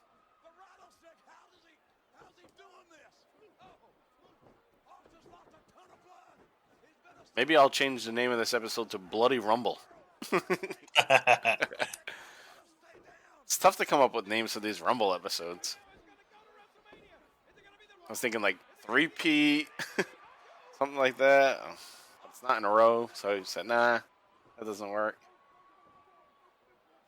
Yeah, but maybe a Bloody Rumble. Well, I guess we were wrong about Regal being there when Austin comes out. Yeah. Yeah, no, it kind of made sense. It would have made sense for me, but he is Regal, so I get why he's not there. He could have just hung on. Yeah. Well, Undertaker and Kane cleared house. Regal should have just been sneaky and rolled out of the ring while they were doing that, and then came back in after. Even though I don't like that. It's one of my least favorite things that they do is somebody hides for a while.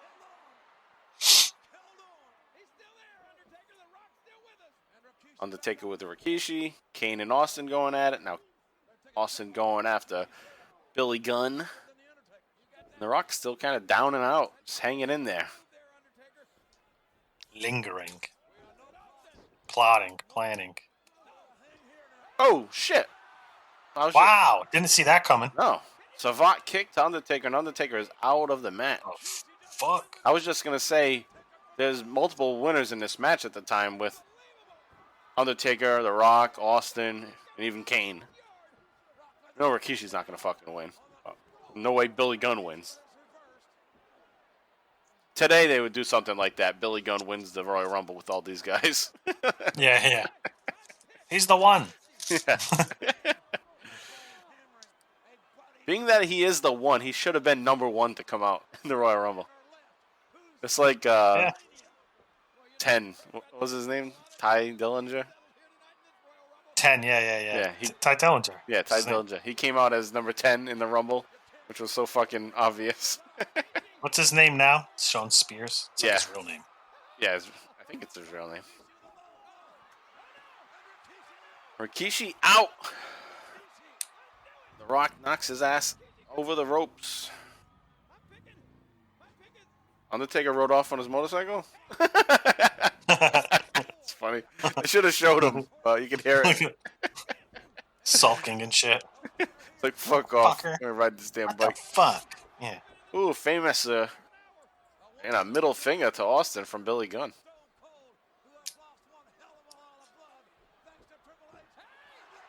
Oh, there goes the one. There goes Billy Gunn. He's out of there. Courtesy of Stone Cold. Out of there. All right, so we got 3 left. Austin, Kane. Kane's still in there. And The Rock.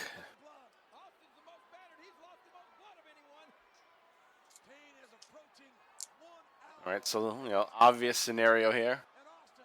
Austin and The Rock in the Rumble. And it's funny to think, because we know it's going to be Austin Rock at WrestleMania, that both of them are in the Royal Rumble, and one of them will be the champion at WrestleMania, and one will be competing against them. Oof. This is a nice spot here, all bloodied up. Yep. Back and forth. Oh, Rock's turn. And the big one. Austin down in the middle of the ring, all bloodied up. Courtesy of Triple H. Yes. Lining him up for the rock bottom. Austin's boots are all fucked up and untied. Austin fights off the rock bottom, goes for the stunner, and hits the stunner, and the Rock does his fucking flip. I love it. Love that. Oh, man. He's going to take his ass and roll him out. Nope. They don't do it like that more anymore, man. No. Stomping away, stomping a mud hole on the Rock. Now Kane going after Austin. Austin quickly fighting back there.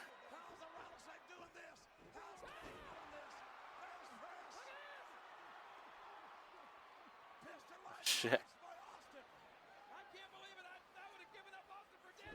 Ooh. Nice kick to the gut. I guess they call it a low blow, but it was to the gut. Rock and Austin going at it again. Oh, rock bottom to Austin.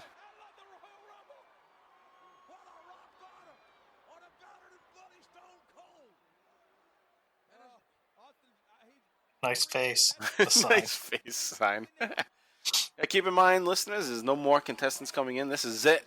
It's The Rock, Kane, and Austin. Billy Gunn, I guess, is in that final four, but it's really been just the final three. Kane not out. Through the middle rope only. All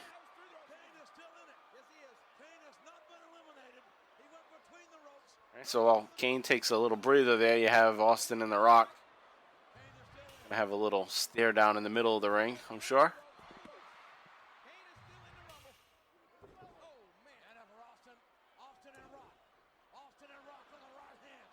I don't know if this is when they realized, all right, we're going to do Austin The Rock again. When they see these two guys going at it, the Royal Rumble. Well, doesn't Vince usually plan this stuff a year in advance? Isn't that like that? Yeah. I don't know if he was still at this point. I think that maybe was more of a early 90s thing. Like with Hogan. Yep. That was planned out because there was only 4 major shows. It'd be easy to do that. But with Monday Night Raw and being live every week, SmackDown, I think it was tough to plan out ahead like that. Well, The Rock gets eliminated. The Rock gets eliminated by Kane. Shit. Yeah. So that stacks up the numbers for Kane. And now, oh, it looked like Kane was going to clothesline Austin out of the ring. So Austin and Kane. Prominent elimination right now. Lawler's rooting for Kane to win. Ooh. Austin was about to go for a clothesline. But Kane gets Austin and nails a choke slam. So there's got to be some kind of shenanigans happening soon. Yeah, guaranteed.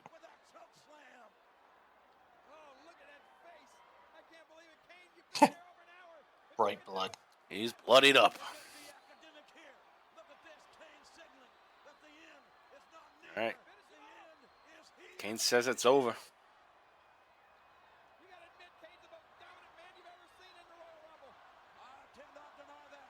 Kane is so fucking good. Yeah, he's awesome. Kick to the nuts. Kane is down. Like the way he plays his character, Kane, is perfect. Mannerisms, movement. Yeah. Stays in complete character. You got to take a listen if you haven't, or watch rather, on the WWE Network. Austin interviews Kane. Oh, really? No, I got to watch that. Yeah, it's awesome. And they talk about his character and how he was like a horror movie character, and that's how Kane like based his movements on like Michael Myers, Jason, shit like that.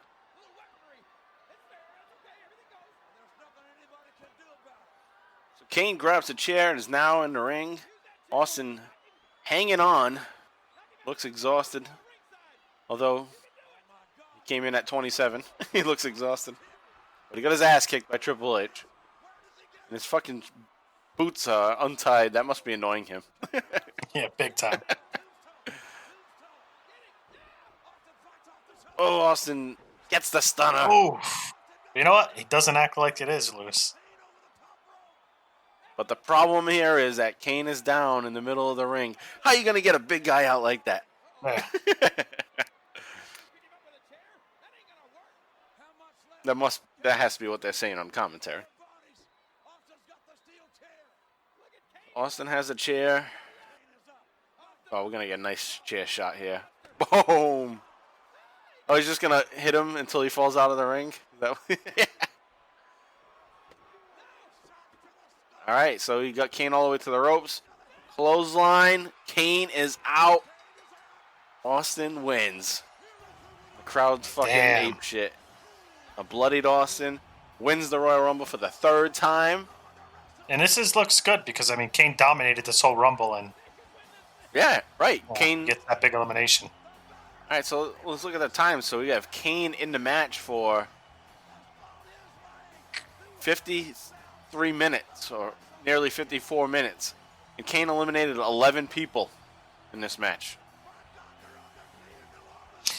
And it's well written because you figure he eliminated 11 people, so he's strong. So if Austin had just come in and not taken the punishment he did and won, it would have just looked like, well, he was the fresher guy. Right.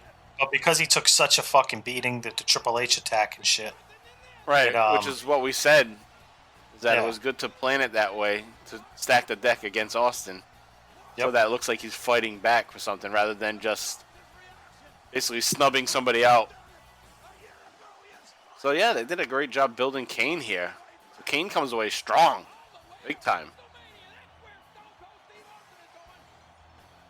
And Austin's favorite part here. Cracking a beer with the crowd. Yeah. Hell yeah. Hey, one of the better Rumbles I think we've watched. I was just going to say that. And there's no, crazy spots or... Yeah, it's not like today where you have Kofi Kingston doing something crazy. Yeah, it's just well paced. Right. Yeah. Well placed, good booking, good timing of people coming in. Obviously, there's a bunch of people that aren't going to win, but those spots all worked out because they gathered, and then eventually a big guy came out like Big Show, Kane, Undertaker, and eliminated a bunch of people each time. Yeah, it paced out well. There's that pause after Taker, the Brothers of Destruction, cleared the ring. Right. It's a nice reset to the match. It's like, all right, here we go. That was the appetizer. Here comes the main course. Right. Yeah. The hardcore beginning. Yeah. Yeah. The first 10 minutes, the first 10 entrants were all just doing hardcore shit. Yeah. So yeah, different segments of the Rumble, kind of broken down into 3 parts, I think. So yeah, definitely good writing. If you were to write everything down that happened, you could pace it out like that and see the difference in what was going on. Absolutely. And see the format of it. So good shit there. Good Rumble. We watched 96, 97, 98, 99. We skipped 2000 for now. We'll get to that some other time as a bonus or a replacement for an episode. So, yeah, I would say this is the best one. 99 was the Vince Austin one. Vince won. 98, Austin wins. That sends him off to WrestleMania to win the title. So that was pretty cool. 97. I like 97. I like the ending where Austin tosses out Bret Hart even though he was eliminated. Nobody noticed. So he won. Oh, yeah. Yep. That led to the Final Four match in your house. Mm-hmm. That was pretty cool. But this one was really good in comparison. 96 kind of sucked. Especially Austin being in the match and getting knocked out accidentally because Rikishi or Fatu at the time had too much baby oil on. Yeah. So yeah, good Rumble there. Before we move on to our Attitude Era update, I do want to bring up a couple things since this is the last Royal Rumble that Austin's going to win. So this is his third, and this will be the last one that he wins. And I was looking at some stuff online, and I wanted to see how long he was in his matches. So he's Royal Rumble. So in the entirety of the Rumble matches that he's in the ring for 2 hours, 45 minutes, and 4 seconds. So that's his total length of time in a Rumble match. Obviously, this one wasn't long. He was only in this match for 9 minutes, 38 seconds. And he had 3 eliminations. But he's up there as being one of the contestants that has the most time in the Royal Rumble. He is number 10. He's in the top 10. He's number top 10. Yep. He just edges out by a minute Roman Reigns, who's number 11. Already. So, since I have this up, JV, who do you think has the most time in a Royal Rumble? In a single Royal Rumble? No, in combined, like their total combined time being in a Rumble match. Like multiple Rumbles. All appearances, cumulative, who is the most? Yep. Kane? Kane is close. He's number 6. Jericho, What'd you say? Jericho? Jericho's number 1. I was like, 'cause I heard it. I think I heard that on his podcast once. Jericho is an hour more than the second place. Holy shit. Jericho has 4 hours, 59 minutes, 33 seconds of time in Rumble matches. And That's very comfortable. Then number 2 is Rey Mysterio with 4 hours, 1 minute, 54 seconds. Wow. And then you get Triple H, Michaels, Orton, Kane, Cody Rhodes, 3 hours, 6 minutes. Yeah. Then John Cena, CM Punk, Stone Cold. That's the top 10 time in Rumble matches. Yeah, pretty cool. All right, so yeah, nothing more to add. Just kind of little trivia there. Also, Austin, a little bit more trivia. Austin came in at number 27. Number 27 has the most Rumble winners. So if you get the 27th spot, that's the spot that has the most winners. And that is 4 times. So it was 1989, 1993, 94, and 2001.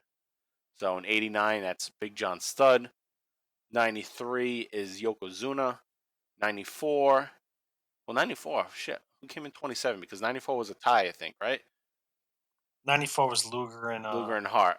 So either Luger or Hart. I don't know which one who came in. It's probably Luger came in 27. Brett probably worked. Was in longer. Yeah, worked the match. Yeah. And 2001 Austin. So that's the 27th spot. So pretty cool there. And Austin has the record. He's the sole record holder of Royal Rumble wins with 3. And there's a shit ton that have 2. Number 2, yeah.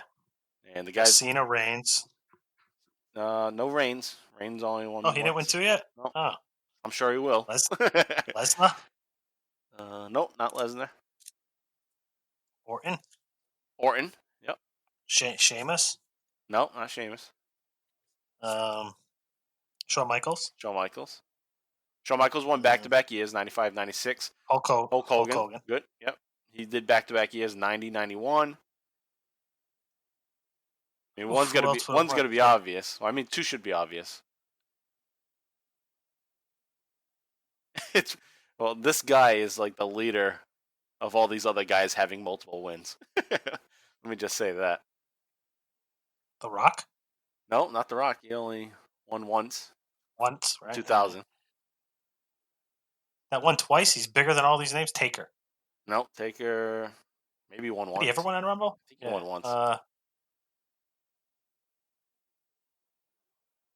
don't know. All right. Triple H. Oh, fuck off, because I hate him. Yeah. So I never think of him. Think of him. So Triple H wins 2, and then he gets his power position, right? So listen to the rest of the guys. Is Shawn Michaels. I mean, Shawn Michaels did it before him, but Shawn Michaels did it. So, of course, Triple H needs to have 2. Batista gets 2. Randy Orton gets 2. Batista. And then Hulk Hogan has the 2. That's his own thing. Stone Cold has the 3 because he's the greatest. But then the other guy with 2 is the only other guy that should have 2, legit have 2, is John Cena. Yeah. So basically it's all Triple H boys. Hogan, Cena, Austin. It's evolution. The clique. Yeah. Well, evolution. Yeah. Triple H's clique. And yeah, it's funny to see that. Just it makes sense. It makes sense that I mean, these guys that get the multiples are the ones connected. Doesn't mean it's right though. No, not at all. All right, so that'll wrap up our watch-along portion of the show. We're going to take a quick little break, so take a listen to Alex talk about Talking Taker, and we'll be right back with an Attitude Era update.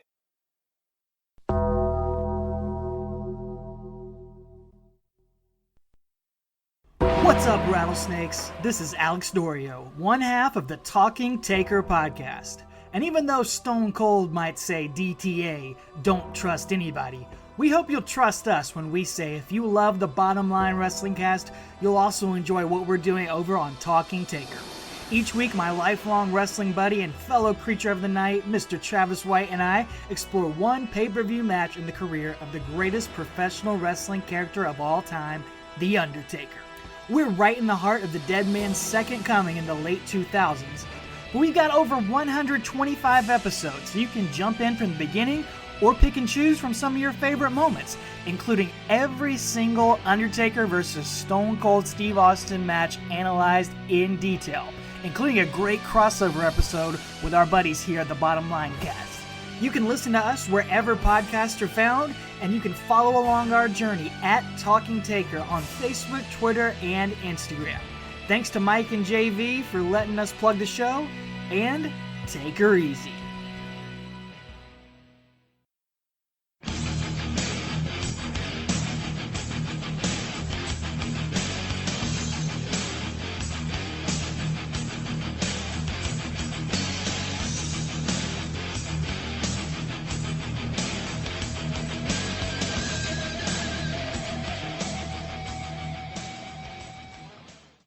All right, we're back now with an Attitude Era update, and this is a Royal Rumble 2001 edition, so we'll be going through some of the things that we didn't get to on the last episode that we saved for this as build up to some of these matches at Royal Rumble. So that's what we got coming to you right now, and we're going to start with the Hardcore Championship scene. So there's not a Hardcore Championship match. Basically, what we just talked about in the watch-along is that the first 15 minutes or so of the Royal Rumble was the Hardcore Championship scene. And the title obviously wasn't on the line. The title didn't change, even though it could have. If somebody just decided to pin Raven, they could have had a title change. But they didn't do that there. But prior to this match, prior to the Royal Rumble, Raven continues to hold on to the Hardcore Championship.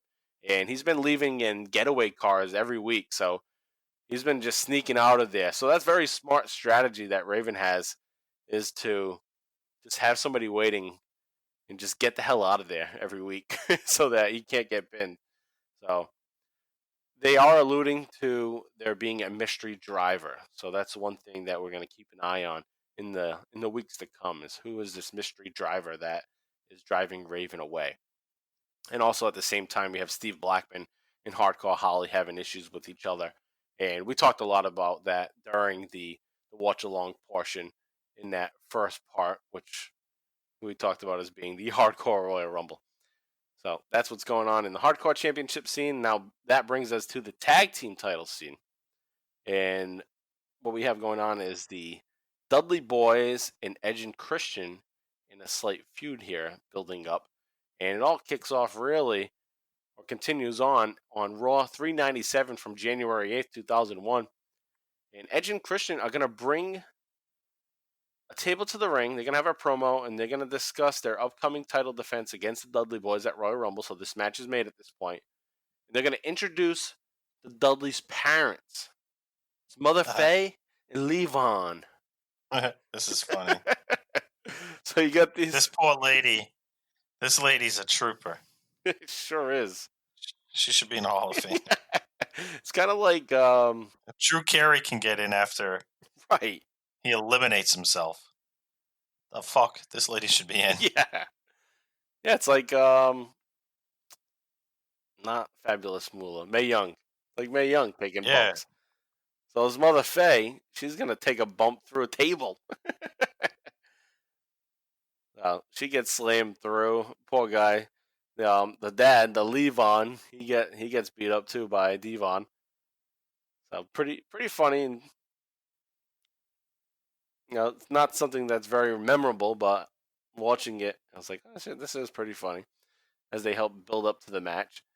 And then a couple days later on SmackDown 72, January 11, 2001, we have Edge and Christian teaming up to take on the Dudley Boys and Chris Jericho with Chris Benoit as their partner.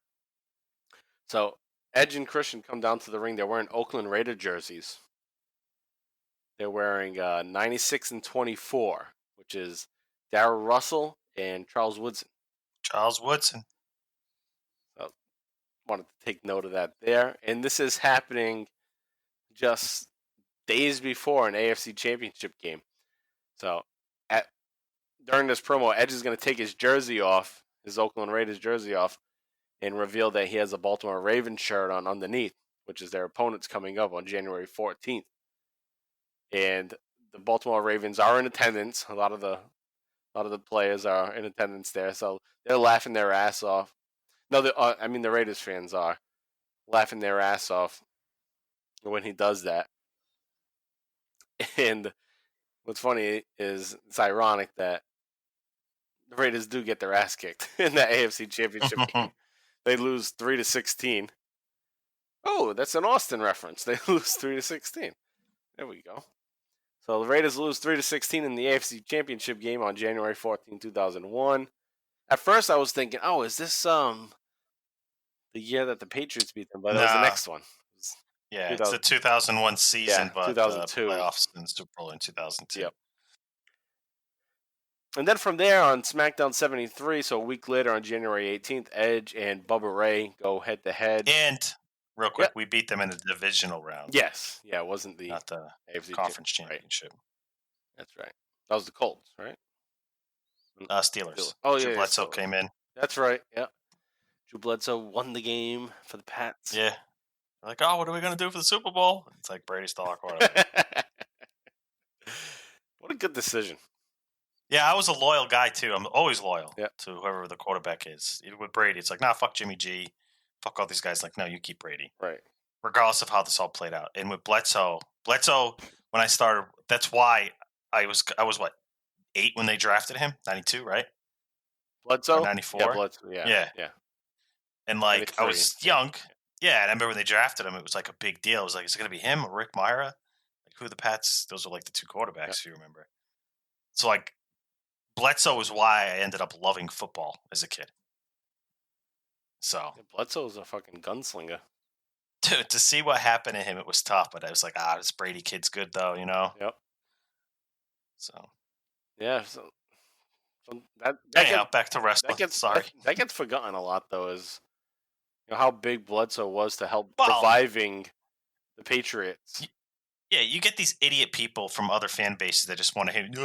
No one liked the Patriots before Tom Brady. It's like, what are you, fucking stupid? We made the Super Bowl in 86, right? No, 85 and 96. So, like, they've had, even though they really sucked throughout mostly those years, in the 80s, late 80s, early 90s, yeah. When they drafted Bledsoe, they became like a legit franchise. They drafted Bledsoe. They had Bill Parcells.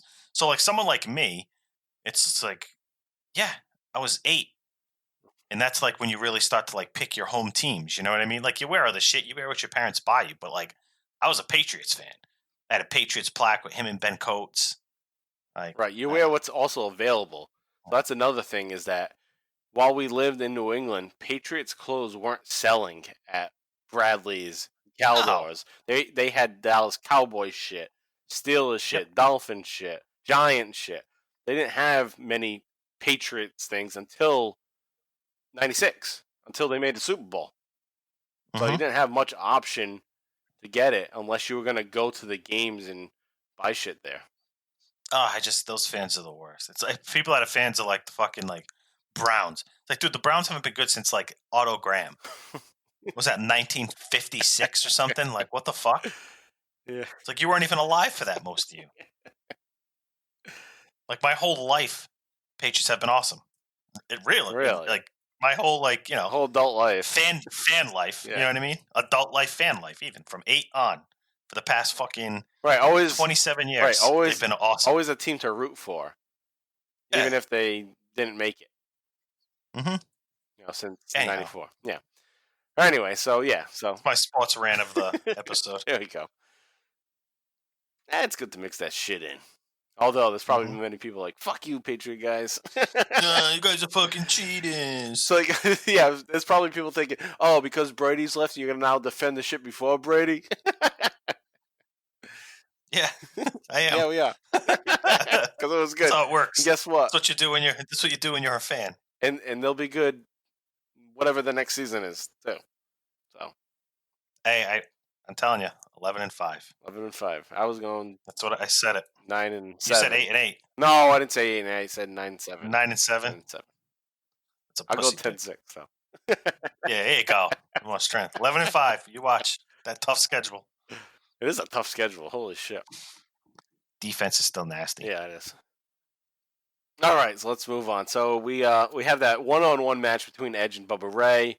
And that's, a typical match before a pay-per-view is have somebody from one team, somebody from the other team go at it with each other. So that's what they did, and it helped build up the feud. They had some spots with each other. People go through tables and shit one last time before the big match. And that brings us to the opening match of Royal Rumble 2001. This is a WWF Championship Tag Team match, Edge and Christian versus the Dudley Boys. And fun match. Good way to start the pay-per-view is to have these two big teams go at it with each other for a title. So this was a really good tag team match too. It was. And it wasn't that long either. Just really clicked. It's like 10 minutes of action. Yeah. A great opening match. Like you said, you nailed it. Like, I don't think they could have picked a better opening match to get the crowd going. Yeah, this match sets the table. The next match is going to be even better, but I like that they did this match first, the tag team title match. So, essentially what happens is you're going to have the Dudley Boys win the championship here. It's going to be a 3D from the Dudleys to Edge. They win the tag team titles. JR loses his mind again. And I talked about this last week with JR. And he's like fucking over the top. This, like, 2001, early 2001, late 2000. He's just screaming his head off all the time. He goes, "The Dudleys have done it. God damn it. They've done it. Those damn Dudleys are the WWF Tag Team Champions." Like, what the fuck? It's not like it's the first time that they won the titles either. It's their second reign. But JR is just losing his mind on this. But hell of a match. Fun match. Definitely go back and check it out. I did want to add, though, that this, like I said, is their second reign. And they will go on to hold the WWF Championship, the Tag Team Championship, 8 times, which is the record. So Dudley Boys are the team that has the most reigns as WWF Tag Team Champions. Before all the stupid split shit with the Raw Tag Team Champions and SmackDown Tag Team Champions. Who the fuck knows? But regardless, they're still on top with 8. They lost the tag team titles back at WrestleMania 2000 to Edge and Christian. So almost a year later, here they are winning it. And we also did cover that match not too long ago from WrestleMania 2000, the Triangle Ladder match. So go back and check that watch along out where we watched that and talked about that. All right, so the Dudley Boys are the new tag team champions. And then we move on to the second match, which is the IC title championship match. And it's Chris Benoit versus Chris Jericho. And in the couple of weeks leading up to it, Chris Benoit and Chris Jericho were cutting promos against each other by standing on top of a ladder. And Chris Benoit did it first. He climbs up the ladder almost halfway. It made me think, you're a pussy. You can't even go up the ladder all the way. Yeah. I'd expect to win. Right. You're standing halfway up the ladder to cut the promo. It's like he was afraid. So he cuts a promo and he does like a best of Benoit Jericho video. And it's all clips of Benoit kicking Jericho's ass. And it's Jericho's music playing too. So I thought that was pretty funny. Pretty cool. But, Benoit's kind of lame, so he doesn't sell it as well as Jericho would be able to cut that promo. But hey, good job trying, Chris Benoit. So we start with that, and then Chris Jericho comes out on SmackDown 73, which is January 18th. He does a similar thing, and he goes out there on the ladder also. He says, "I'm not going to cut a 20-minute promo," basically making fun of what Benoit did. "I'm not going to show you some silly pictures and video clips, and I won't even call you a gap-toothed jackass." Of course, Jericho knows what the fuck he's doing there. And he says, "Oh, well, yeah, we have this match coming up," and then he gets cut off by Perry Saturn. Perry Saturn comes out and says, "Benoit's on 24-hour doctor's care." And Saturn says, "I'll fight you." And Jericho, which he's known for, is always calling somebody by not their name. He calls Saturn Jupiter. I love how he does that. Like Michael Cole is fucking Michelle Cole. I don't know. Fucking, he always just changes the name. Matthew Cole, doesn't he say that? Maybe it was that. Matthew Cole? Yeah. But anyway, Jericho makes fun of his cross eyes, and he talks about Terry's inflated chest. And then they go at it for a minute. Chris Benoit comes out and attacks Chris Jericho, attacks his shoulder, and then applies the crippler crossface. And then we get to the match. So, big match here, ladder match. Chris Benoit versus Chris Jericho. JV, what'd you think of this match? I know you liked it. Oh, yeah, it's one of the... I kind of have to think about it. I'm like, it's got to be a top 5 in my opinion. Top 5, at the very least, top 10 intercontinental title match of all time. I thought the same thing, and the one thing that I guess you have to compare it to right away is 2 matches.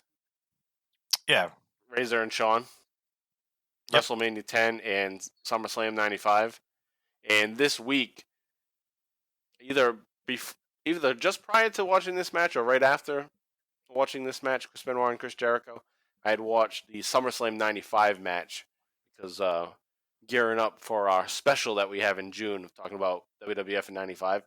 So I went back and watched some old matches from 95, and I watched that match, and I knew it was great, and everybody says it's great, but I realized how great it is again.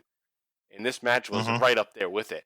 And actually, yeah, I watched this Jericho-Benoit match first because I noticed some spots that were the same exact spots that were in the Michaels-Razor match from SummerSlam 95.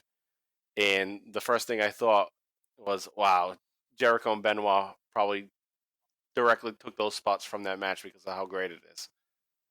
And that's what I thought. That was a match I thought of too. So when I first, I'm like it took me a while. I'm like, wait, I was like, Steamboat Savage. I'm like, that's probably for IC title matches. Yeah, that's what I meant for IC title matches. Yeah. It's like de facto probably number 1. You know, you had this one, like you said, Bret Hart, Shawn Michaels, Razor Ramon. What was there? There was another one I was like looking them up online. I was like, oh yeah. I always liked Bret Hart, Mr. Perfect. That was the other one, and Bret Hart and British Bulldog, right? Was there an IC title match in Wembley? Yeah, Wembley Stadium. Main event. Yeah. Yeah. SummerSlam 92. So, but the common denominator was Bret Hart was in a yeah, most of them. Yeah, it's either Bret Hart, Shawn Michaels usually is involved. Yeah.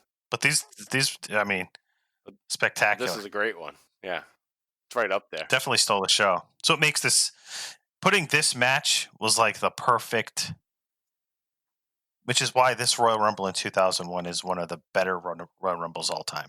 Right, like from start to finish. Yeah, soup to nuts, whatever, fucking. I agree.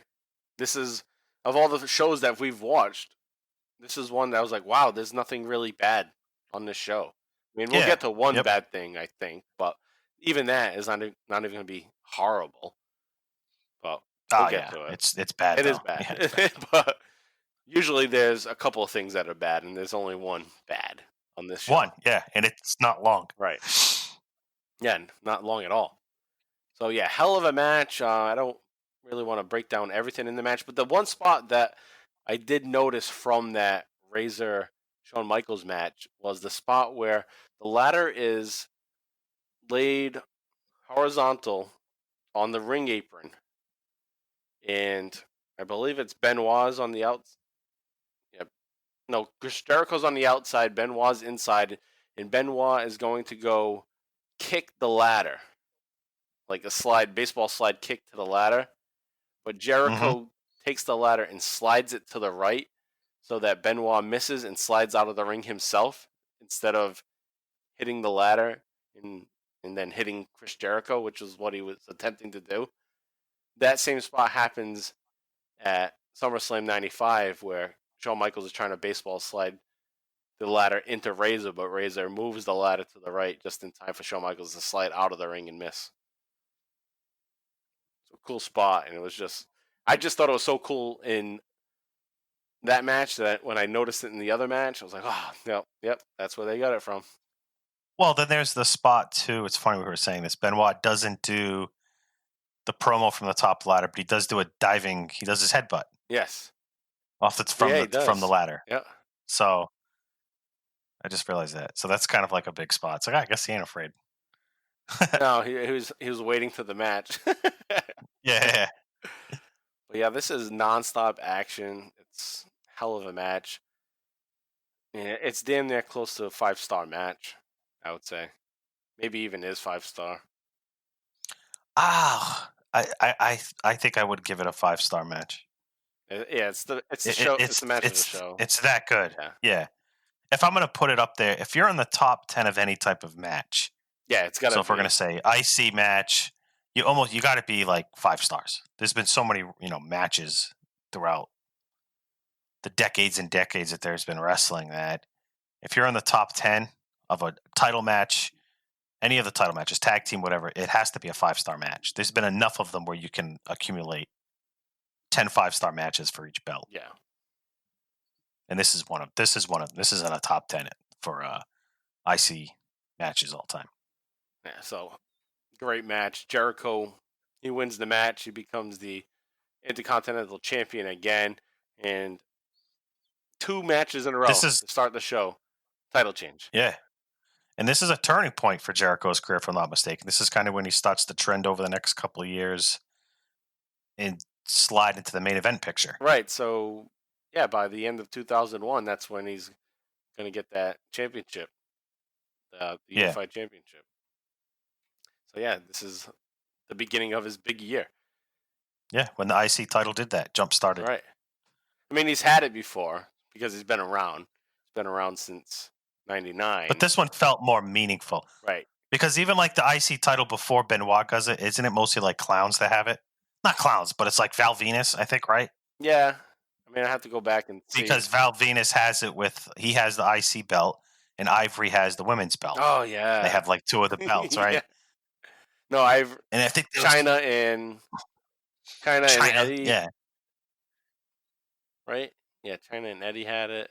I guess Eddie was good, but he really wasn't developed But that yet. situation sucked, though. 2 people holding the belt. Yeah. Well, speaking of it now, I want to take a quick little detour. I got to see the title history now. Pretty Pert was, the one Billy Gunn, right? Yep. I'll bring it up in a second. Let's see. All right, so we go to 99. Chris Jericho comes in. Chris Jericho wins his first IC title at Armageddon, 1999. And that is when he has to end up sharing the title with China. That's right. Yeah, he's the one that shared it with China. And yeah, Chris Jericho defeats China by submission for the IC title. That's how he gets his first reign. And then from there, they have to share the title for a while. Then it gets vacated, and Jericho defeats China and Hardcore Holly in a triple threat match for his second reign at Royal Rumble the year before.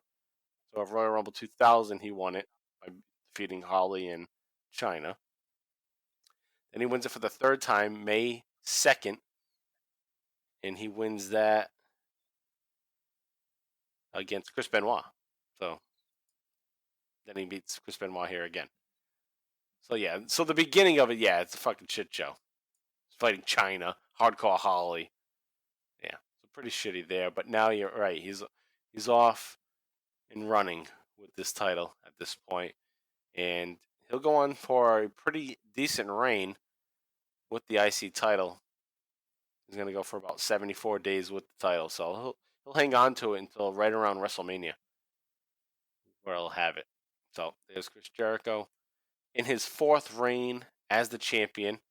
Now, like I said with the match prior, how the Dudley Boys have the most reigns as the tag team champions, Chris Jericho has the most reigns as the Intercontinental Champion with 9. So back-to-back matches, 2 guys, 2 titles, tags, IC, the Dudleys, Chris Jericho. They both go on respectively to be they have the most reigns as those title holders. Yeah. So what an era. You have the team that has the most reigns and the dude that has the most IC reigns. And then I guess that's also something to say about that era, is that the titles flip-flop so often. So that's why they're able to accumulate those reigns. But I would have to say with Jericho is that he did win that title years later, too. Not just in 2000, 2001, 2002. I believe he wins it a lot later, too, right? Who? Chris Jericho? Jericho? The IC title? Yeah. Yeah, years later. I'm sure he won it. Yeah, 2009 he wins it again. I think he wins it in like this past decade, whatever. Right, when he had that big comeback. When he feuds with I'm pretty sure, yeah. He might not. Let's see. The last time he had it was 2009. Oh, really? So what was he when he came back? Universal Champion? No. Because he's held the singles belt between 2009 and 2020, right? Sure, I don't know. Maybe not. When he was feuding with Owens and shit? I don't think he US had a title. titles. Oh, maybe, yeah, US title. All right, yeah. It's been the US title. That's right. All right, so hell of a match there. Chris Jericho, the man. So go back, check that match out. That's the match you need to watch.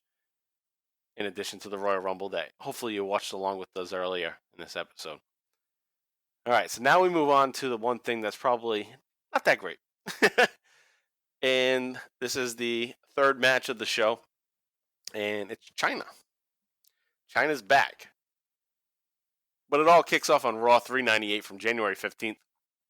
Ivory is going to challenge China to a match at the Royal Rumble. So China's been out for a while because Val Venus hit her with a pile driver and her neck hurts. And Ivory and Val Venus made fun of her and JR with a little skit that they did, making fun of her injuries. So China's saying, if I can come back, I'll fight you.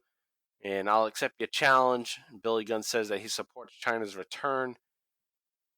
I don't know why China and Billy Gunn are so closely associated like that. It's like, yeah, they're in DX, but why does Billy Gunn have to give his approval to China? Yeah. And then on SmackDown 73, January 18, 2001, Jerry Lawler has a surprise.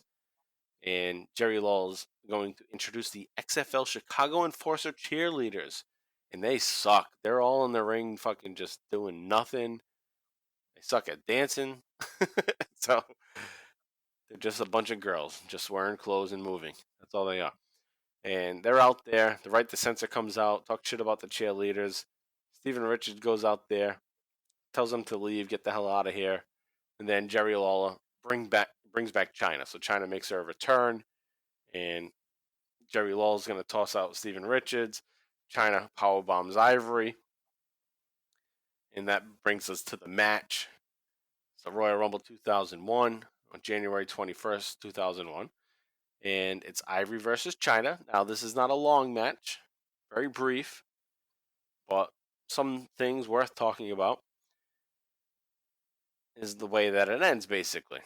So, China heads out there. She looks like, she's got her shit together. She looks good. She looks strong. And she has a stupid lame rocket launcher. That's fucking annoying. But the match gets started. She's basically whipping Ivory around like it's nothing. She gives Ivory a military press, throws her over the guardrail. Steven Richards, who JR always calls White Sox because he has white socks with black pants on. So Steven Richards tries to interfere. He gets tossed out of the ring. China goes for her cartwheel. She goes for that handspring cartwheel move that she does.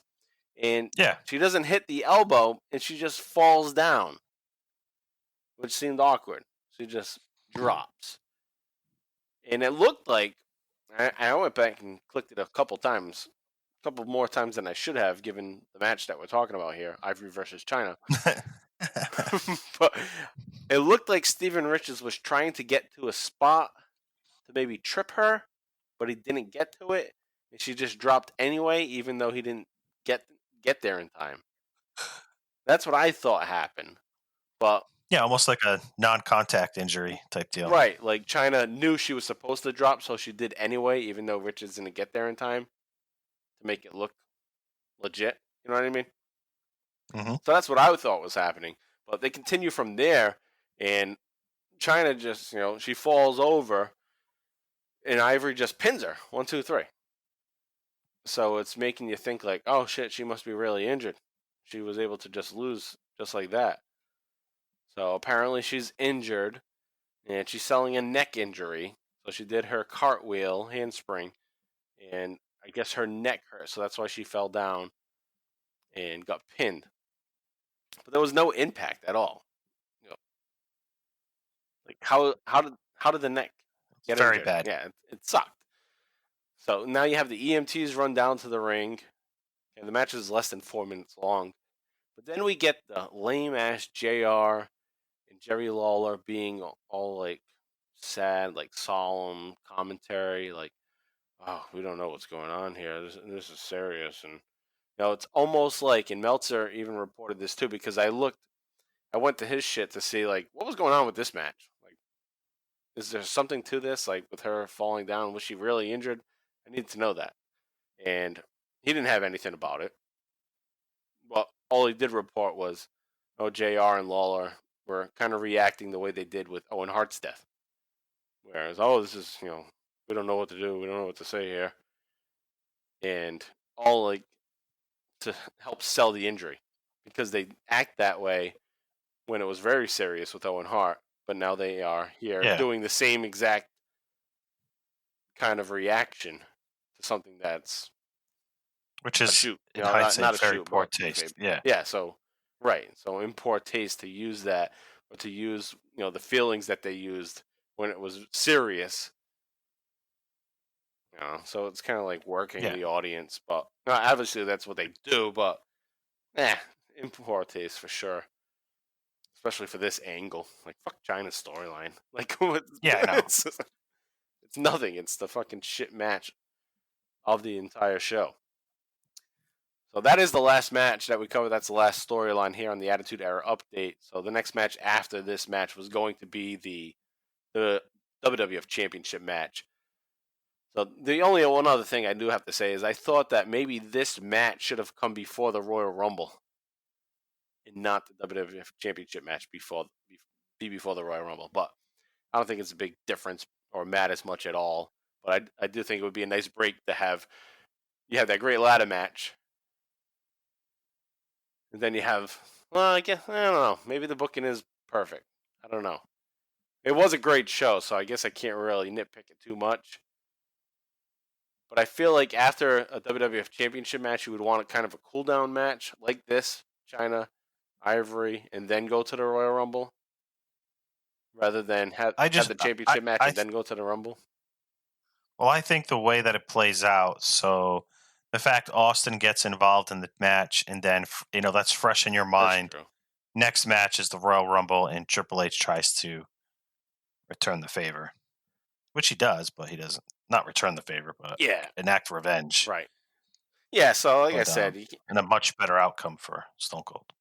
Yeah, so I can't really nitpick it too much because... No, but I see your point, because I would agree that's typically the proper way you want to book it is have like a buffer match in between, which this China match would have fit perfectly. Yeah. In between the title match and the Rumble match, but this, because of how tightly aligned the feuds are, I think it kind of worked out. Right. It did work out because it also acted as a buffer between that great ladder match and the WWF Championship match, too.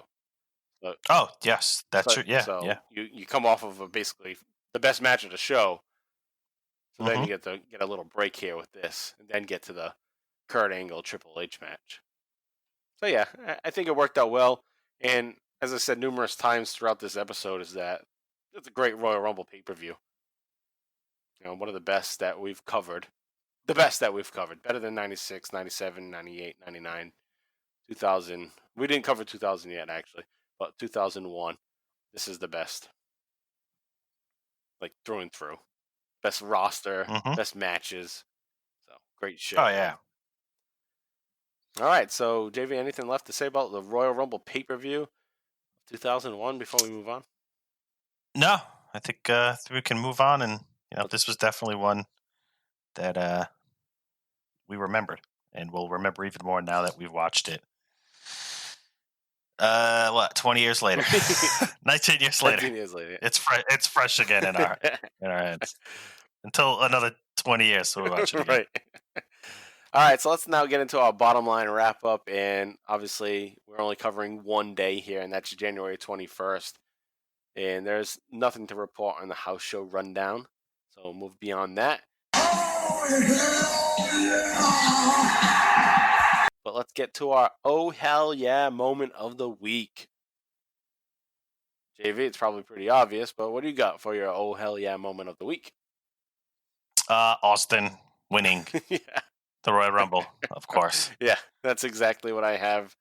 Winning the Royal Rumble for the third time, of course. Stone Cold Steve Austin. And then I'll move on to my oh hell no moment of the week. Oh, hell no! Hey, and I said it right this time. Okay, you did. You didn't stumble across your words. Right. Oh, no moment. But anyway, my moment is what we just discussed. Is the whole China angle, the China match. I mean, I guess the angle is not horrible, but even the match, just how it all finished and how it was booked in the end there for her to just fall and get pinned. Like, if she wasn't ready to be back, then don't bring her back to have this match. Like, the match is only 3 minutes long, so that's saying she can't really wrestle much. I mean, she can move around a little bit, but we don't want to put her in really any harm's way. So we'll be really quick about it and act like she's injured still, so that she can take more time off. Like, just fucking keep her off. It's like they had to remind the audience that she's here, and I think that has to do with Playboy. Because the Playboy had just come out. Yeah. Yep. I was like, oh, this is our big show. It's Royal Rumble, so she needs to be here so that people remember her and buy the issue still. So let's just get her out there for a few minutes, and then she gets injured again. So I'm pretty sure that's what was going on there. So that's oh hell no. So I can do the right thing. That is risky to make money. That's what they're trying to do. They want to get her more money, of course, but also get themselves more money because they have to deal with Playboy also. And all at the risk of her getting injured again, like more seriously injured than she already is. So, oh hell no on that. What do you got, JV? That's also my oh hell no. Yeah, that wasn't. And it's just too strong of a card there's not even a close second to that because the Royal Rumble pay-per-view itself, right, is so strong. There's not a close second. It's probably something else in that match that sucked. Yeah, there probably was that I didn't even bother to note of. Yeah, even if you take that spot out, I'm like, oh sure, like Stevie Richards was there. That sucks. Yeah, right. Yeah. Stevie Richards, White Sox. Yeah, that's enough for an oh hell no. All right, guys. So next week we'll be back with episode 74, and we'll continue on through January into February and see the fallout of the Royal Rumble. And Austin just won his ticket to WrestleMania 17. So obviously that's going to be a big part of what we'll be getting into starting next week on episode 74. So check us out next week, and let's move on to some Podcast Pal plugs. Of course, as you heard in one of the earlier breaks, Talking Taker with Alex and Travis. Check their show out on Twitter. They're at Talking Taker. And this week, coming out Thursday or Friday, they usually drop on Thursday or Friday, they are inviting us back. JV and I will be on Talking Taker this week, and we are going to do a watch-along with them for the Armageddon 2000 Hell in a Cell match. That's right. That we talked about not too long ago, but we're going to watch it with them. So check out Talking Taker for a fun watch-along. And on their past episode, they talked about how we were going to be on the show with them. And the way they described it was, there's going to be a whole lot of talking over each other and a whole lot of bullshit going on, but it'll be a fun time nonetheless. So yeah, it's tough with 4 people. Yeah, so it will be a fatal 4-way. We try our best not to trip over each other, but it's... Yeah, even like the professionals. So I was watching a comedy benefit for the Comedy Store in California, where all the comics, a lot of stand-up comics. It's a popular place. And it was Dave Chappelle, Bill Burr, Donnell Rawlings, and I forget the other guy. God, I forget his name. But whatever. So there was 4 comedians, and all they do is talk over each other. I got to the point where it was just like, it was tough to watch because it's tough. And everybody wants to talk. Everyone wants to share their opinion. Right. They're not trying to get that shit that's just how it is. That's why podcasts usually one person, 2, 3 tops. Once you get 4, it's fucking hard. Yeah. But, listeners will make the most of it. Yeah. They'll enjoy it. They'll watch along with it. And I think by now, I think we'll put a good one together because this will be like our 4th time working with Talking Taker. So yeah, they're gonna take the lead anyway. So I don't want to be talking too much. I'll let them lead the show. They're awesome. Yeah. I like that. It's so close that we're doing another one with them. Yeah, it's great. Yeah, because sometimes it's usually a couple months or so, and it's only been a month since we've done one. Yeah, so it's good shit. Looking forward to it. So that'll be out in a couple days on Thursday or Friday. So definitely check out Talking Taker. Also check out Booking the Territory, the Unprofessional Wrestling Podcast with Mike Mills, Hardbody Harper, and Doc Turner as they are going through the NWA World Championship Wrestling, and they started back in 85, and they are now into January 14th of 1989 in their weekly coverage of that show, of the Saturday night, the 6:05 show. Check that out. Those episodes come out every Thursday. On Sundays, they do the Smoky Mountain Wrestling Recap Show, where they're almost wrapping up. They're on episode 197, which is November 5th of 1995. So only a few weeks left of that show. So check them out. Booking the Territory, the Unprofessional Wrestling Podcast. And also check out Our Vantage Point, the Retro Wrestling Podcast. And this week was episode 178. And they do a fresh perspective where they think of something that they once thought was not so good or something that they actually liked, but then they've changed their mind on it after becoming an adult and growing up. And this week, they have a fresh perspective on the new generation era of WWF. And then this week, they also cover their Royal Flush. It's week 4 of the Royal Flush, which is the worst WWF Tag Team Champions. And 2 new teams are drawn that they discuss and rank. And it's the teams of Braun Strowman and Nicholas, which got to be fucking automatic number 1. Braun Strowman and Nicholas. But then the other team that got pulled out was Animal, the Road Warriors, and Heidenreich. They were fucking tag team champions. Wow. Heidenreich. That's a shitty team. Man, John Heidenreich. All right, so those are the 2 teams I'll talk about in their Royal Flush. And then they're also going to review an episode of WWF Worldwide Wrestling Federation All-Star Wrestling from September 13th, 1975. So going way back for a review of a old syndicated show. Also, check out Free Your Geek with our boy Jay Free as he goes through pop culture, movies, music, comic books, TV, all things of the world of pop culture. He has a whole cachet of episodes that you can go back and check out on many different topics. Good stuff there. Well-produced show. Great guy. So check out Free Your Geek with Jay Free. You know Jay Free. He's been on our show the past few weeks, and he'll be back with us in a couple weeks or so when we do our special June monthly bonus episode where we are going to talk about WWF 1995 and also talk about what happened in May of 2020 in the wrestling world. Like Double or Nothing, which just happened a few nights ago with AEW. So we'll be touching on some of that stuff too with Jay Free. And also, check out JV and I's Extreme ECW live cast. And that's available on the Booking the Territory Patreon $5 tier. So go to Booking the Territory or patreon.com/Booking the Territory. Check out the $5 tier. Try it out for a month. Plenty of good content on there from their portion of the show, but also you can get JV and I's show there. We've done 24 episodes. This most recent episode was actually available on this Bottom Line Wrestling Cast feed, so maybe you checked that out already. But if you like that, that's where you get the rest of the episodes. Okay, so our most recent episode was March 29th and April 5th of 1994. that you may have heard as it came out this past Sunday. And if you want more of it, that's where you go for it. Sign up there, check it out for a week, a month, or whatever it is. And yeah, if you like it, keep on going, because we're getting into some good shit in ECW.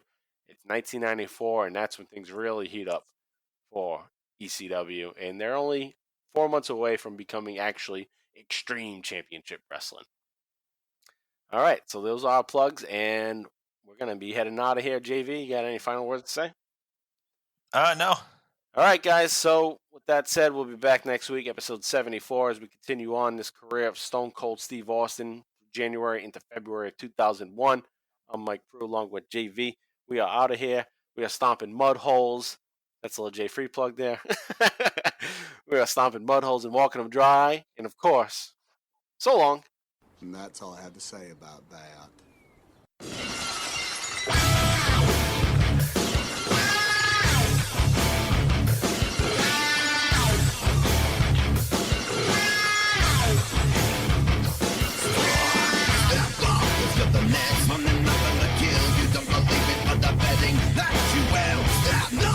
You live a little bit with the pain that I bring. You know it's only the beginning.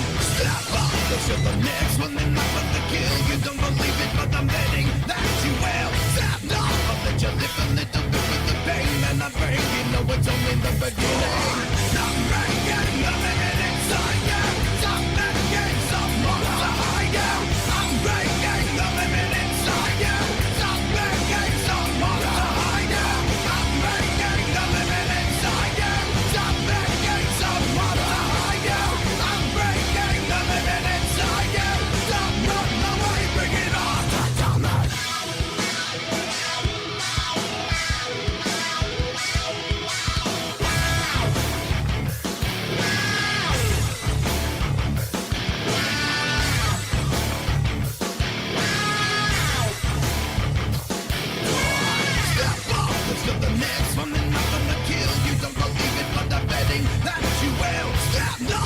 You live a little bit with the pain that I bring. You know it's only the beginning. Step up, cause you're the next one. And I'm about to kill. You don't believe it, but I'm betting that you will. Step up, I'll let you live a little bit with the pain that I bring. You know it's only the beginning. Stop breaking the limit inside you. Stop making some more to hide you. I'm breaking the limit inside you. Stop making some more to hide you. I'm breaking the limit inside you. Stop making some more to hide you. I'm breaking the limit inside you. Stop running away, bring it on.